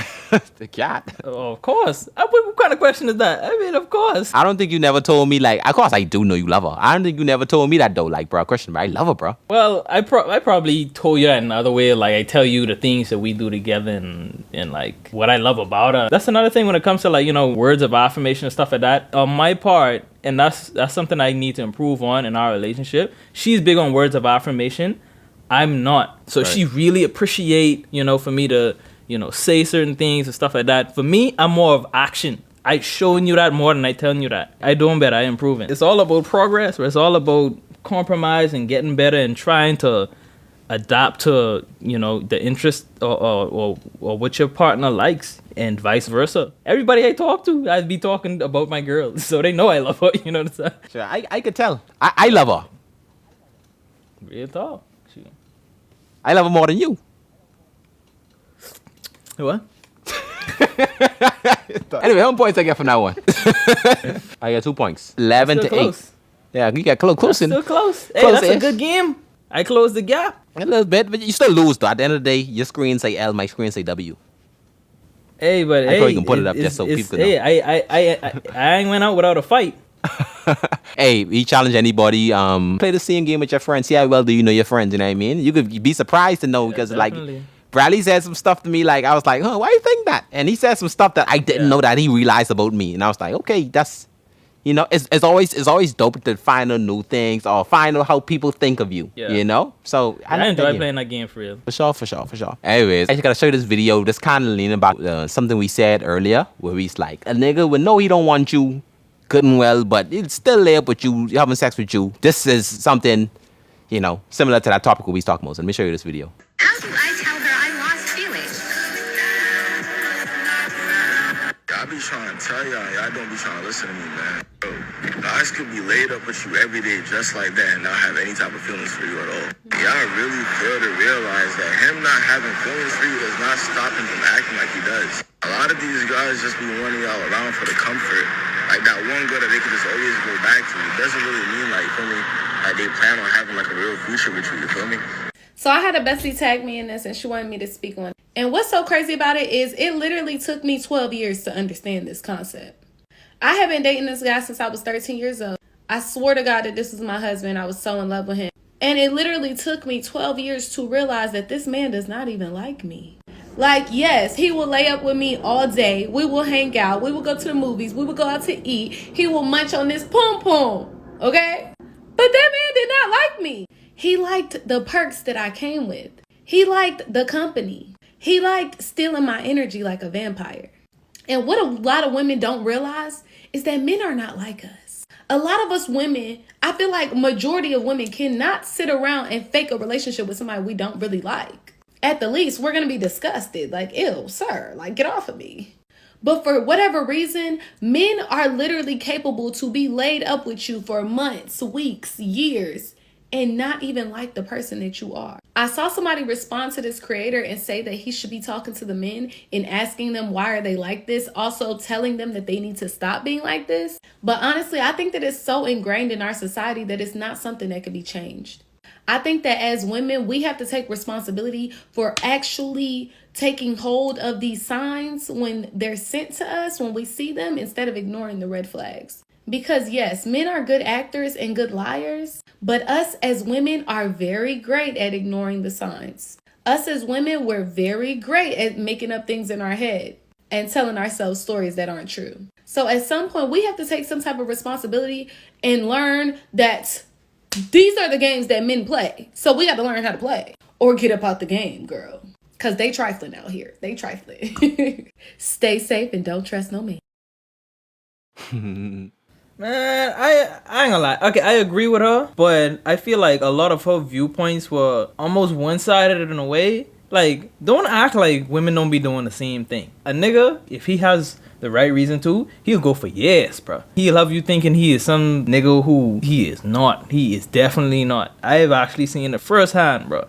You understand? So, I feel like a nigga could probably go longer, but a woman would do the exact same thing, bro. If she have some benefit that she's getting out of it, she will act like she love you. And also, she will have somebody else who she's getting another benefit from. And somebody else who getting a different benefit from, of three of them, coming with three different benefits coming from them. I feel like it goes both ways, you know? I think, not to play devil's advocate, but I think what she was doing in it, she just was trying to stick up for her kind. So that's why she's like, hey, y'all be good out there. Y'all don't trust these niggas. Yeah, don't trust these niggas.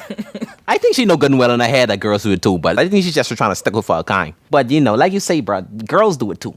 They just do it for different reasons. Maybe not for sex, like how men do it. But girls do it too, bro.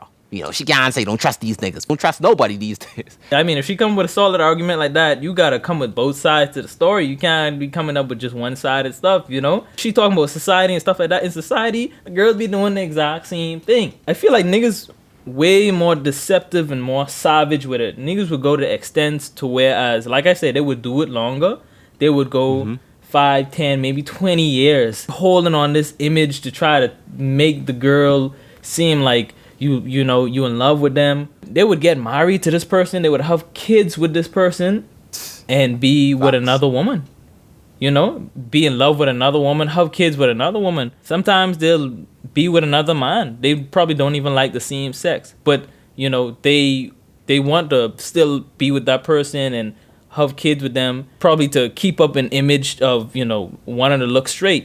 That's the benefit that they get from having the same family. I got a wife, I got a kid. So if anybody come to them and be like, yeah, I think you gay or something like that. It's like, no, I'm married. I got a wife, I got a kids. Why in the hell that don't even make sense? Why would I do all this? They would go to that extent, bro.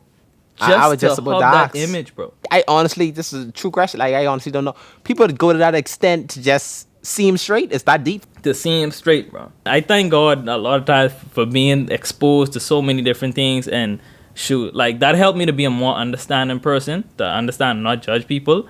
But at the same time, my niggas cruel, bro.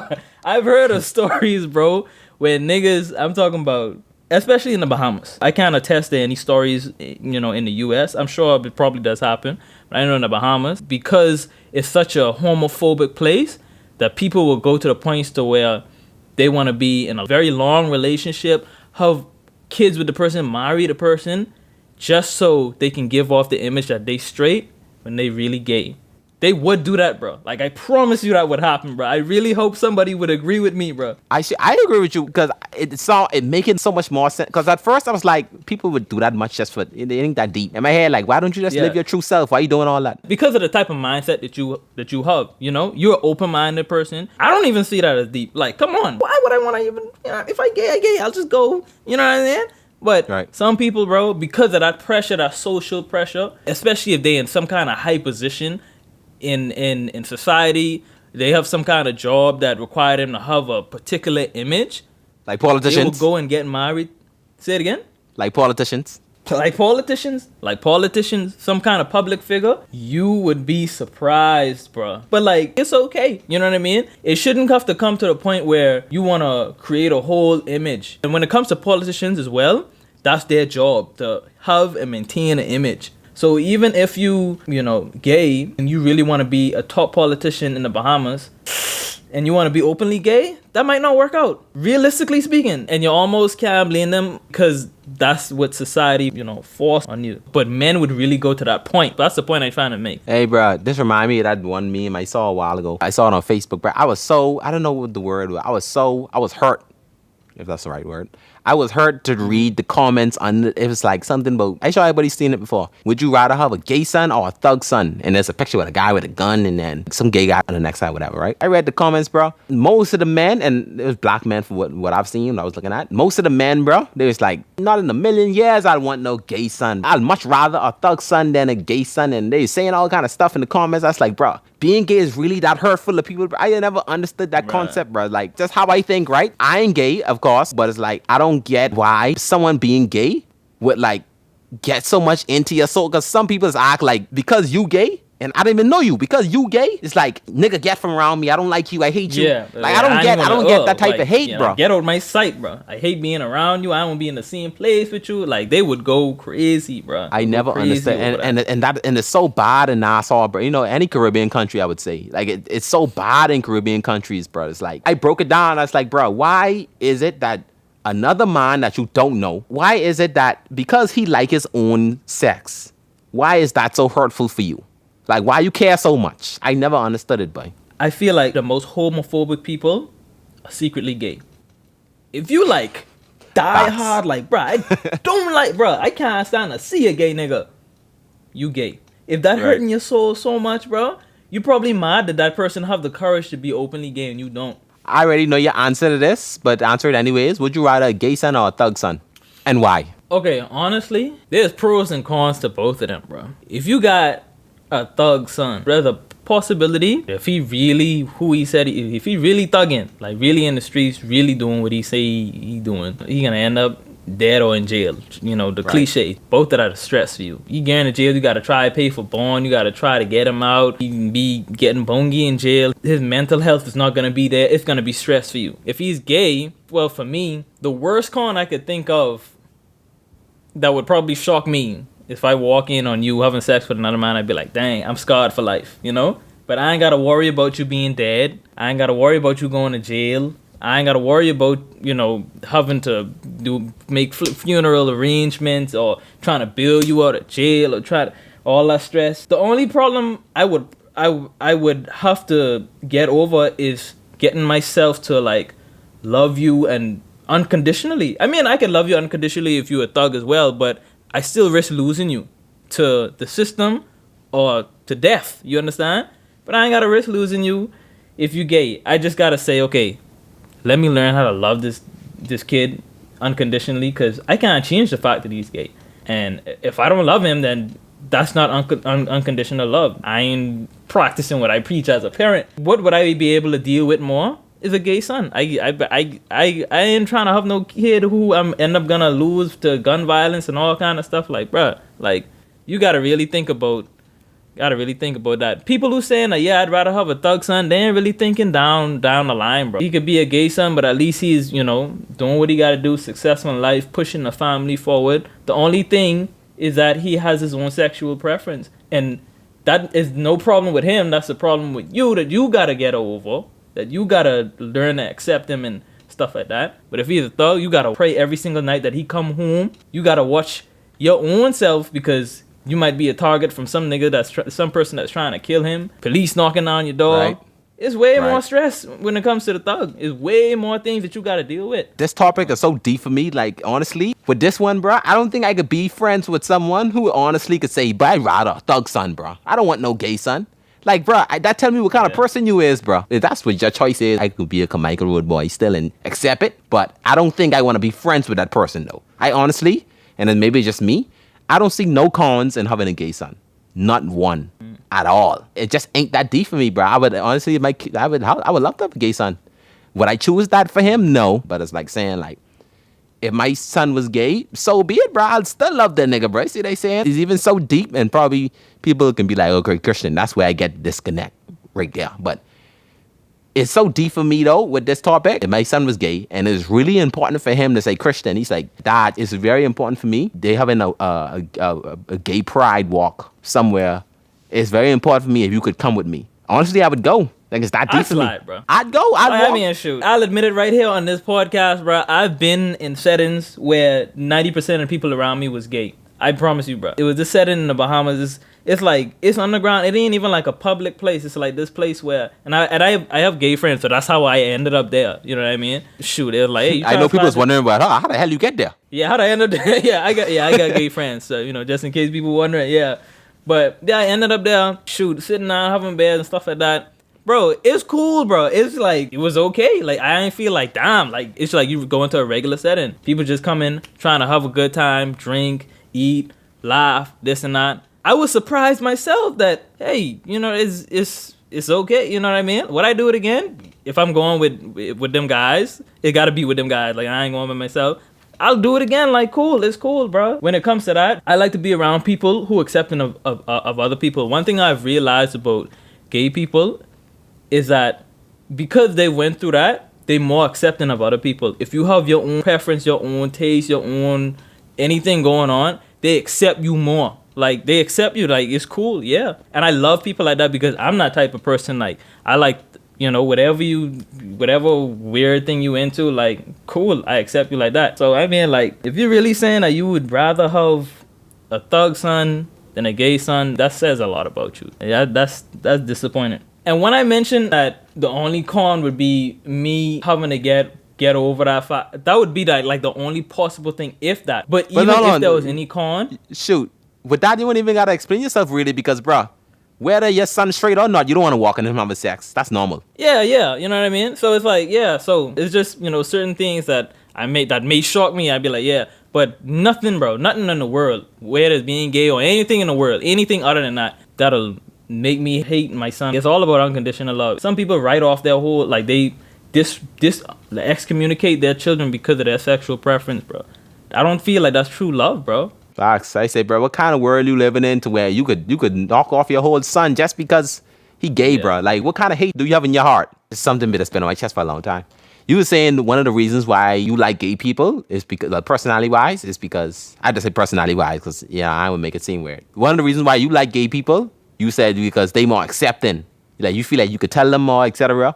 You know, for me, something I always love about gay people, bro, they so confident, bro. Like, I want the confidence they have. With gay people, it's like, they're like, they're like, bro, I'm the most handsomest nigga out there. Nobody better than me. They have this certain confidence to them, bro. I wish I had that confidence, bro. I remember watching Dave Chappelle. It was his most recent stand-up where he was talking about the LGBTQ and stuff like that. He's like, bro, if somebody robbed a bank and a gay person in that bank, that gay person would come and be like, hey, I need to use the bathroom. Like, y'all need to let me go. You know, he'll be the one to speak up. Yeah, that's something like, I don't know if I said it word for word, bro, but that was so funny, bro. But it's true, bro. Like, they really confident. They really confident. They believe what they believe, and they'll say whatever they feel. They don't care. Like, they just say it out. You can't shut them up. Yeah, you can't shut them up. You cannot. Right, they talking, they speaking their mind. They confident people. I wish the rest of the world was like that. For real. That's what I like about gay people. Talk. I honestly wish, I was like that a little bit more because, shoot. See him. I introvert. I don't really like to say how I feel all the time, express myself all the time.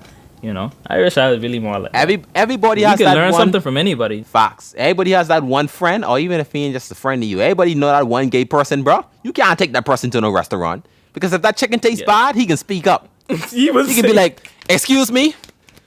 Then you can be like, bro, get this. Day, they cold, bro. They cold. They speaking their mind. I remember the story. I went to Freeport for a track meet. One of my friends, bro, we went to this breakfast place. He know exactly what I'm talking about when he had his story. We had this breakfast. It was sausage and grits. Stuff. That's a popular breakfast in the Bahamas. Sausage and grits, sausage and egg, tuna and sauce. You make me hungry thinking of it, bro. You make me hungry thinking of it. I ain't cat. That's sick. Bro, I ain't gonna lie. I tasted the food. I had the same thing he had. The waitress came. She's like, how y'all enjoy your food? He said, this tastes bad. I look at his face. He was serious. She looked at him. She was embarrassed. She didn't know what to think, what to say, nothing like that. I was like, bro, why you say that? He's like, I'm telling the truth. It tastes bad. They'll speak up, bro. If you need someone in the group to speak up whenever you go in public, get the gay. They'll say it. They say it's so funny in the Bahamas. I always thought the Bahamians say it so much more funnier in other places in the world. Because they'll be like, excuse me, mom. This tastes very stink. They'll say it just like that. Nice and stink. This tastes nice and stink. And horrible. Or they'd be like, they're watching a movie. Some on Netflix. They'd be like, scroll to the credits. Let's see who do that girl makeup. That look very bad. Whoever do that makeup did a very bad job. That's how they would say it. Nice and stink. Whoever cooked this food, they did a very bad job. That's how they'd say it. They cold, bro. But I like that about them, bro. I wish the rest of the world was like that. We talking about this love topic. For the people that don't know, during my last video that I posted on my Christian MG channel, I told this elaborate story at the very end of it, telling people of the secret marriage that I was in, because a lot of people didn't know I was married. But honestly, I didn't want the world to know, honestly. In my head, I was like, man, I want this marriage to go on for years and years and years. And then eventually when we get to probably year 6, year 5, I'm going to tell people I'm married, and their reaction is going to be like, damn, I didn't know you was married that long. That's what I was thinking at the time. Yeah. But, a lot of people ask me like, bro, Christian, bro, I know that pain that you went through. I went through a similar pain myself. Maybe not to that extent, but I went through a similar pain like what you went through. And I often find myself, I often find myself giving up on love. And a lot of people ask me like, bro, like how do you, well, first they would ask me like, did you give up on love? At the time I did. At the time it was like, I don't think I'm gonna never love a girl again.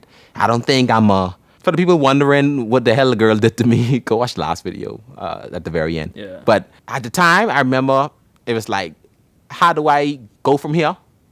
You know, how do I love a girl again? How do I start over? You know, that thought, that initial thought and thinking like, damn, I gotta start over, bro. Hey, what's your name? What you like to do? Tell me about yourself. What's your favorite color?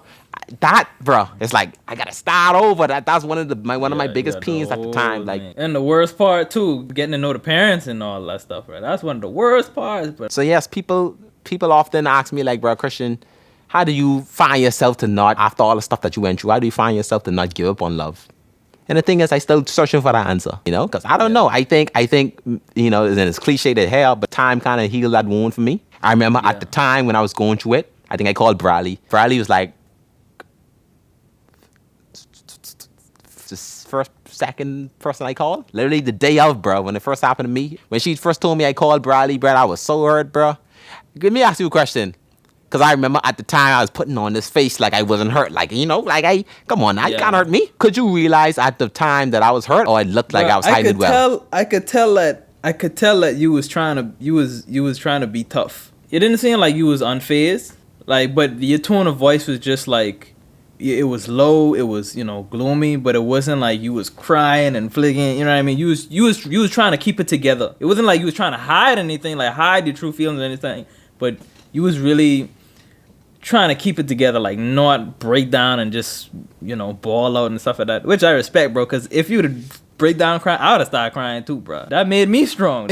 Honestly, bro. Like for me, like the way you took it, the way you was explaining it to me, it was just like, okay, sound like he I mean, this hard, but like sound like he's trying to get through it. You know what I mean? So that motivated me to say, hey, let me, you know, try to be strong too. Because if I break down crying, you know, you snotty, bro, I'm telling you, bro, I would have been. Since you was being strong about it, shoot, I had to be strong too. Like, I ain't gonna lie, bro. Thinking back on it, that was a big facade, bro. In my head, I wasn't saying like, Christian, try to be tough. And I wasn't really even focused on your tone of voice and how you sounded or anything. I was more shocked than anything. I honestly couldn't even. I was shocked, bro. I was like, hold on, this can't be true. Wait, a little backstory on this little secret marriage of mine. For the people wondering, I met her on Instagram. Not a love story, I know. Not the story people want to hear. Comes to find out that she was watching me from the hair tutorial days. From that time. She's like one of my first fans. I tested her one day. I was like, oh, I trying to make sure, is this something you just telling me to make it sound good? I asked her a question only an OG would know. And she answered that. I was like, okay, all right, you've been watching me for that long. And then, so how I met her, I was on Instagram Live one day. She came on and she started roasting my eyebrows. She's like, Christian, you ain't got no damn eyebrows. One of the first things she said to me. And everybody in the comments was laughing. I don't know, maybe I saw it as cute, like someone funnier than me for once. You know? Yeah. I guess that's what I was thinking. And so ever since that day, me and her didn't stop talking for years. Facts. Every day we talk from that day on, bro. It's funny nowadays, I can say good stuff about her. You catch me a year ago. Growth, though. Yeah, you catch me a year ago, I couldn't say not a damn good thing about her. Yeah. It's funny. I think of it now. It's funny. That's for real. That's true closure right there, bro. Yeah, I done with that chapter, bro. You know what I mean? I don't hate her. I wish the best for her and her damn baby. I'm gonna say down baby because at least I can say that. I know you thought about that just now. You're a down baby. I'm a down baby. At least you give me that one. Yeah, take that one. She Mexican, half Honduran. She remind me of the typical Mexican, and maybe that's racist to say, but like, man, that probably is racist. I ain't cap. But what I meant when I said it is like, she was so down to earth when I met her. She was living in her parents' house at the time. She was in the 12th grade when I first met her. I wasn't dating no young girl. I was young too at the time. This is years ago. She just gave me that type of vibe at the moment. Like, she ain't want me for my money. She gave me that type of vibe. Like, Christian, I don't want you for that. You know, she never, like I say, ever since I met her, the girl never asked me for no money. He's married at the time though. So my money in my head, my money's her money. So that ain't no issue. But she never asked me to post her on no social media. She never gave me that type vibe. Like, she wanted me for what I make. You know, and I loved that about her. I loved that about her. And so, you know, the prayer thing happened, and then one day I was like, bruh, I'm gonna marry you. I have the video, actually, because I saw you curious to see these stuff. Yeah, I am curious. Yeah, I'm excited to see. Why I still got these videos and pictures, my honest reason, I know people like, nigga, why you still got these stuff? My honest reason, well, they ain't on my computer, by the way. I have them on a flash drive. Me and I was doing, we was working through with the lawyer. And so, you know, when you marry an American girl, they want to know that you have pictures and videos and all that stuff together. Yeah. And so, you have to have concrete proof. Right. I just trying to explain to people because I don't want people think I wear it. I holding on to these pictures while you still got them. Yeah. So when I needed those proof, I put all those pictures and videos on a flash drive, and I just never deleted them off the I still got the flash drive. You know what I mean? And so this was the first day I know that I was gonna marry her, bro. This is after the prayer thing. This is the first day I told her, like, yeah, bro, I'm gonna marry you, bro. And I think the next time I saw her after that trip, because she was in the Bahamas, he's at a restaurant in Atlantis. The next time she came to the Bahamas is when I proposed to her. Like, bro, me and this girl literally did everything together, bro. She was like my best friend. That's kind of why, kind of leading off to a different topic. I don't want to break it off yet, but I just want to tell you this why I still got it in my head. You know, my preference when it comes to women, at the very bottom, like race-wise, at the very bottom, my preference when it comes to women is a white girl. Very bottom. Why is that? You gotta say why. Why is because I once dated a white girl and I didn't like the vibe. I felt like I couldn't be myself around her. Maybe it's an anomaly because the white girl that I did date, her parents had money. Like money. Yeah, so you probably couldn't relate at all. Bro, I could not relate. Man, this what happened one day. She had this conversation. We was at the pool chilling. One of her neighbors came to her and she was like, oh my God, like I was at the yoga club and did Sandra make it? She was like, no, I don't know. I didn't. And then listening to that conversation, bro, it turned me off for some reason. Because I was listening to that like, bro, Christian, this ain't me, bro. Like how she talking to this woman? This ain't like I know me, exactly this me. What you're talking about. Yeah. You know, that's me. Like, yo, what's going on, bro? Hey, let's go sneak in the movies like you were saying. Yeah. Let's go sneak. That's me. You know, but me ain't, oh my God, did you make it to yoga club yesterday? And no, bro. And I was so turned off by hearing that conversation. Ever since then, white girls has been at the very bottom for me when it comes to who I would date. Now, never is a strong word. I don't want to say never, but I don't see myself personally marrying a white girl. So to say that, speaking to my ex-wife, she gave me that type vibe like, you know? Like, you know? Down to earth. Yeah. She's down there. Like that's the type of vibe. Type of vibe. Boom. CRB, real CRB. She gave me that type of vibe, you know? And so that's one of the reasons why, you know, I loved her so much. We traveled, we went places together, and I have pictures of that. You know, this is the ring I bought her. It still ain't got the ring to this damn day. You believe that? She still got it? She probably done pawned that ring. Damn. It's okay. I don't want it. It's okay. Yeah. I don't want to see it. But I want my ring. Nah, I ain't joking. I don't care for the ring. It's been years. I honestly cannot remember the price I spent for it. 4 digits though. 4 digits. Yeah, it wasn't too crazy. 4 digits. Yeah. That ain't crazy, right? That's crazy to me. I'm a broke college kid. 4 digits? Oh damn. It wasn't even a low 4 digits. So I should probably get my ring back, right? Bruh, I'd fight for that, bruh. Me? That'd be the first thing. Anyways, but yeah, we traveled together, went to Japan together. I think she came to the Bahamas like 5 times. Bahamas ain't cheap. I remember in those times, bro, I looked up to your romance, bro. I looked up to your relationship. Crazily, bro. I honestly never seen you so happy with a girl before, bro. I looked at her as a sister to me. That's my dog right there. You know what I mean? Because she making my boy happy. That tells you how much of a shock it was for me, bro. It's like, bruh, like, that had me even questioning things in my head, bro. I'll be honest with you. That had me questioning things in my head about my own relationship, bro. Because you looking at this relationship now, yeah, they got ups and downs, but they went through all this together, and it still ended up ending like this. What makes me think that I'm secure? What makes me think that this can't happen to me? And I honestly still don't have the answer to that question, bro. But I just know, like, shoot, if she willing to fight for me, I willing to fight for her. That's what it come down to, bro. We've had like big fights and big arguments and big, you know, times where I thought like, bro, this can end. This ain't even working out. It just don't make sense for this to move on. But still, we had a day, you know, because we chose to fight for each other, and we ain't really fold. But anyways, my point is just to say, like, bro, I looked up like crazily to your, you know, relationship, bro. I was so happy, bro, especially for you, because I know it was never no girl that made you this happy for this girl. You would do anything for this girl.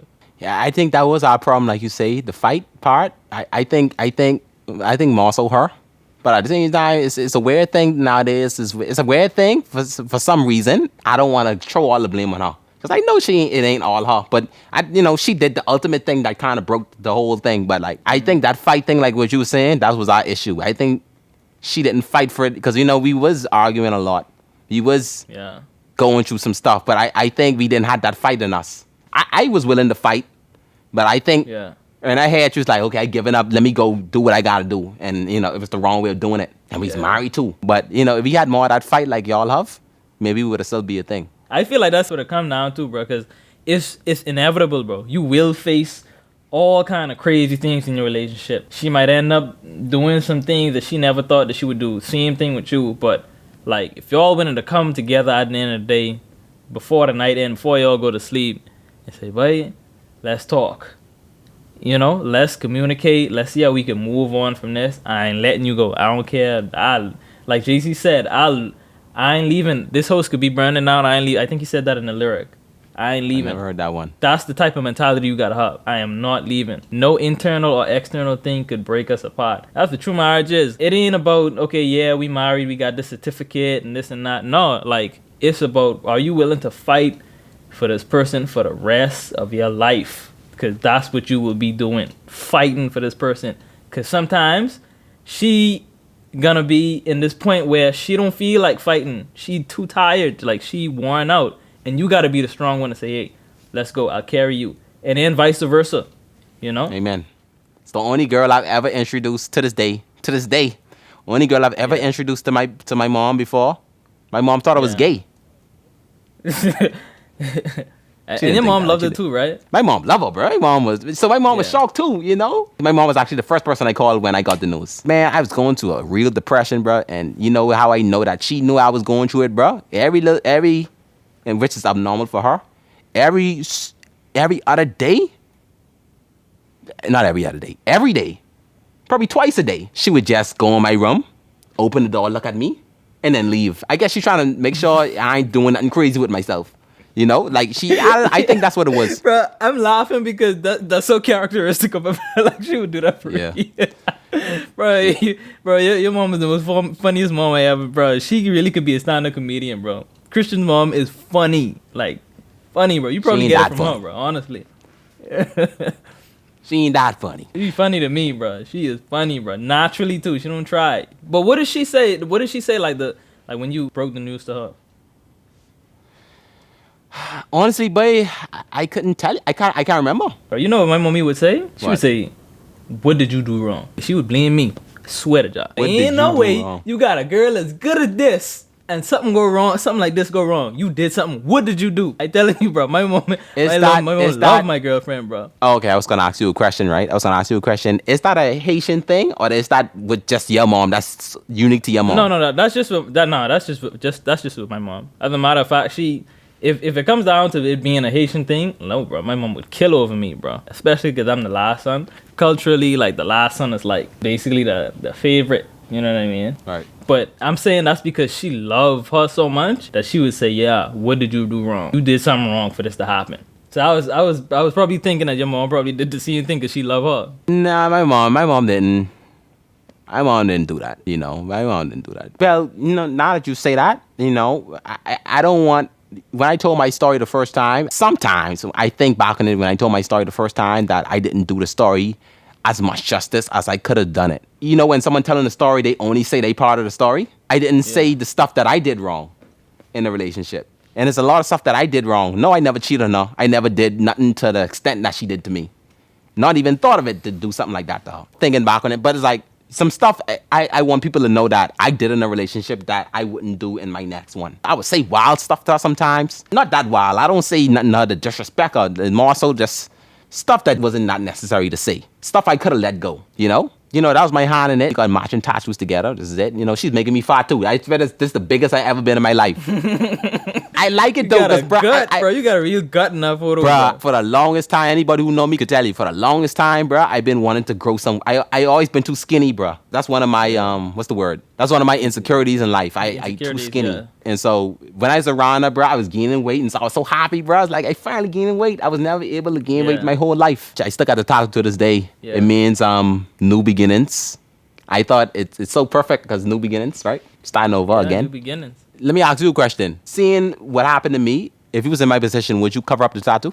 Honestly, I probably would. Just so that I could forget it. Like, just be done with the whole thing altogether. I probably would. How soon would you cover it?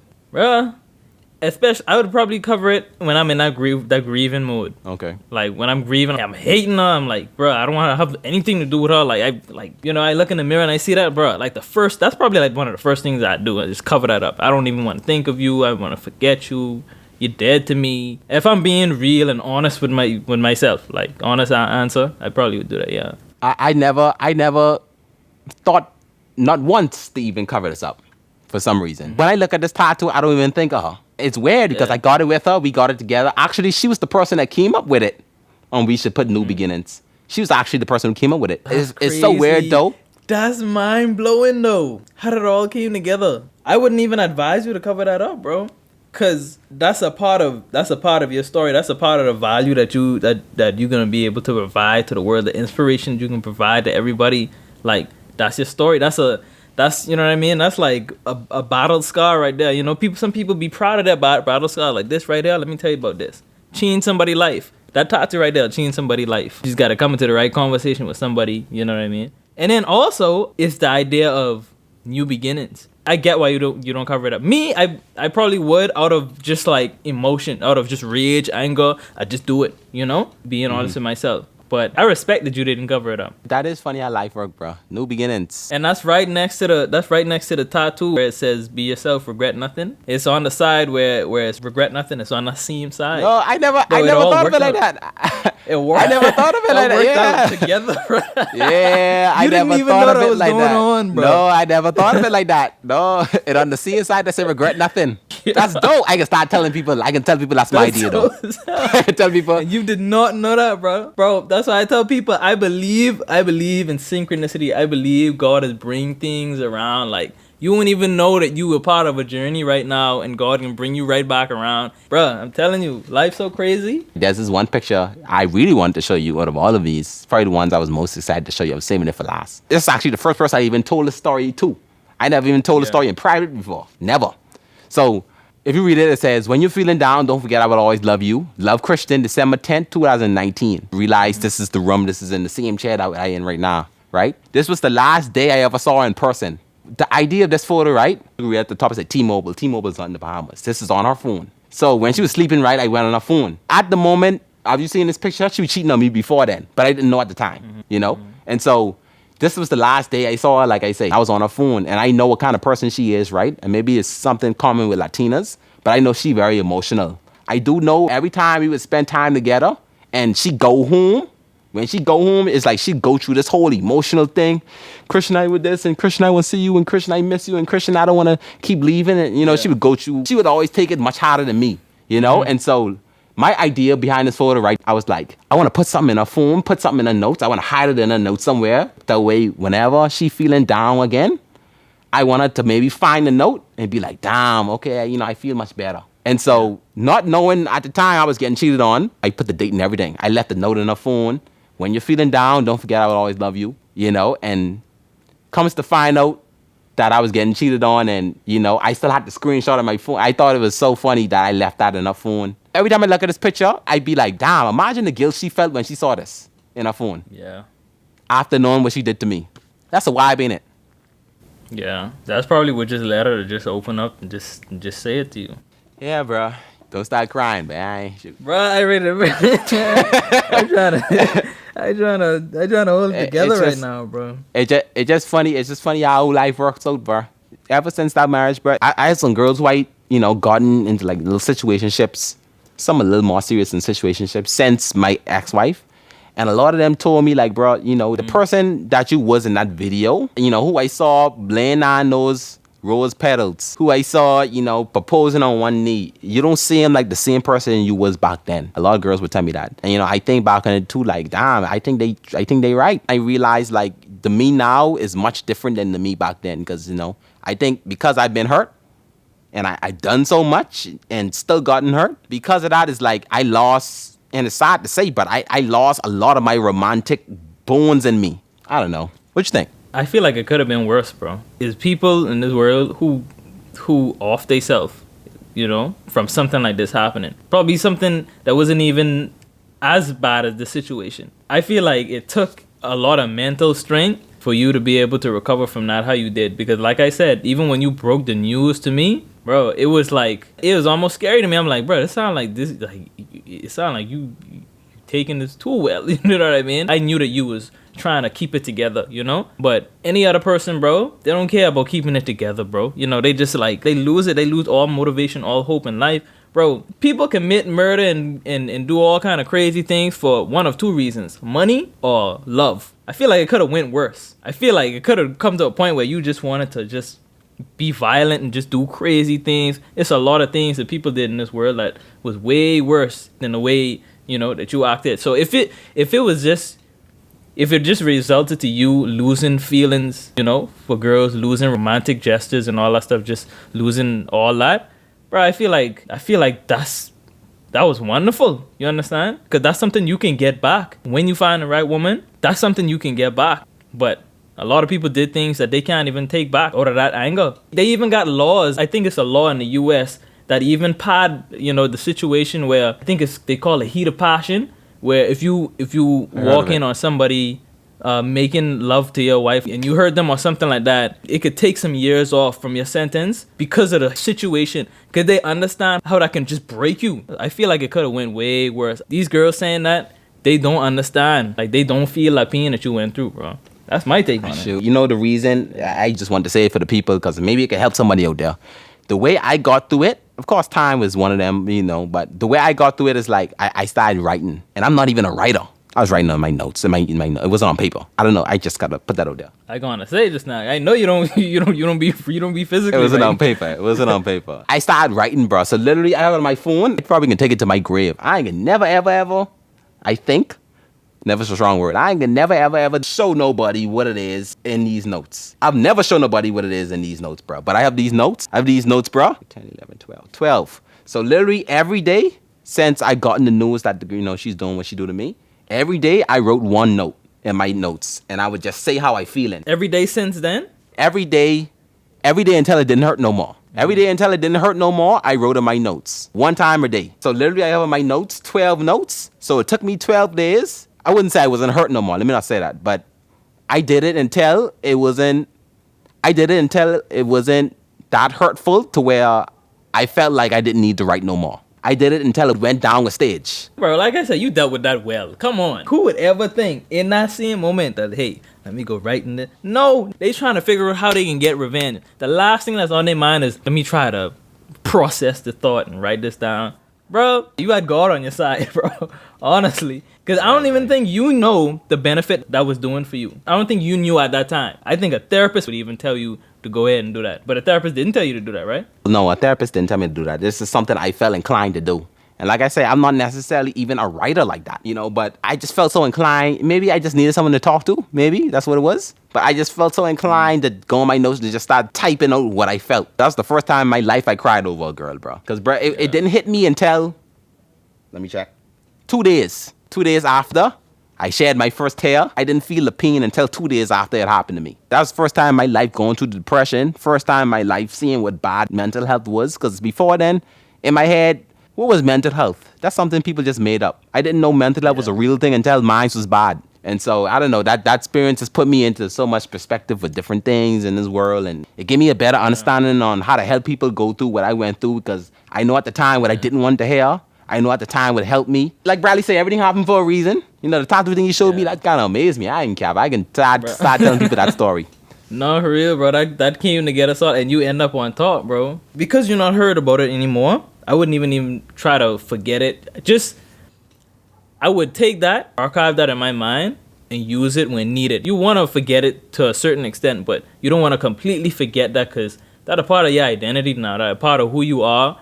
You can't offset that. If you offset that totally, then you putting off the value that you get from recovering from that whole experience. That a part of your story now. You got that tatted on you. You never know, bro. You might come in contact with somebody that's just on the verge of ending their life, and you can save them with that same story right there. Hey, it's probably someone listening to us right now, because what I learned about this YouTube thing, you'll be so surprised on how much you touch. In your head, you'll be like, I just telling my story. But you'd be so surprised to know how much your story touched somebody. You probably just saved somebody's life. I'm gonna put my That cash counts, up bro. in the. I'm gonna put my cash up in the description. Send me nigga some pay money you. if I save your life. Yeah. I joking. Someone wise once told me, like, bro, Christian, don't never let nobody in this world change who you are, bro. Try to stay the true you, no matter what that person may do to you. You know, try to not let hurt change the true you. And so I'm trying to live up to that. I had somebody tell me a similar thing. Somebody told me, say, don't ever let nobody take your joy away from you. I apply that to every single thing in my life. You know, like Bradley saying, bro, never let nobody take your joy. Like I was saying, don't ever let nobody take your love away from you. In this world, we only got 3 things, bro. We got our joy, we got our love, we got laughter, and they free. You see what they saying? It's all about love, bro. Thank y'all for watching this podcast. It's been good. Peace and I'm love. Christian AMG. I got my boy Big Bad B. Oh, by the way, I almost forgot. Our merch is Oh, finally yeah. out, bro. You could Yeah. check that in the Yeah, link. yeah. See what they saying? You know, support us. You know, we appreciate anything. Like we say, any dollar that y'all provide for us will go back into this podcast and make it better. I was thinking of buying Bradley a new damn camera. Bradley camera sucks. Bro, I'm gonna get a new one, bro. We getting that, though. Hey, y'all. Hey, my cash app is big. Somebody send me some money, I'll get a new camera. They would request you money now. They ain't but to send that. The request the hell with you.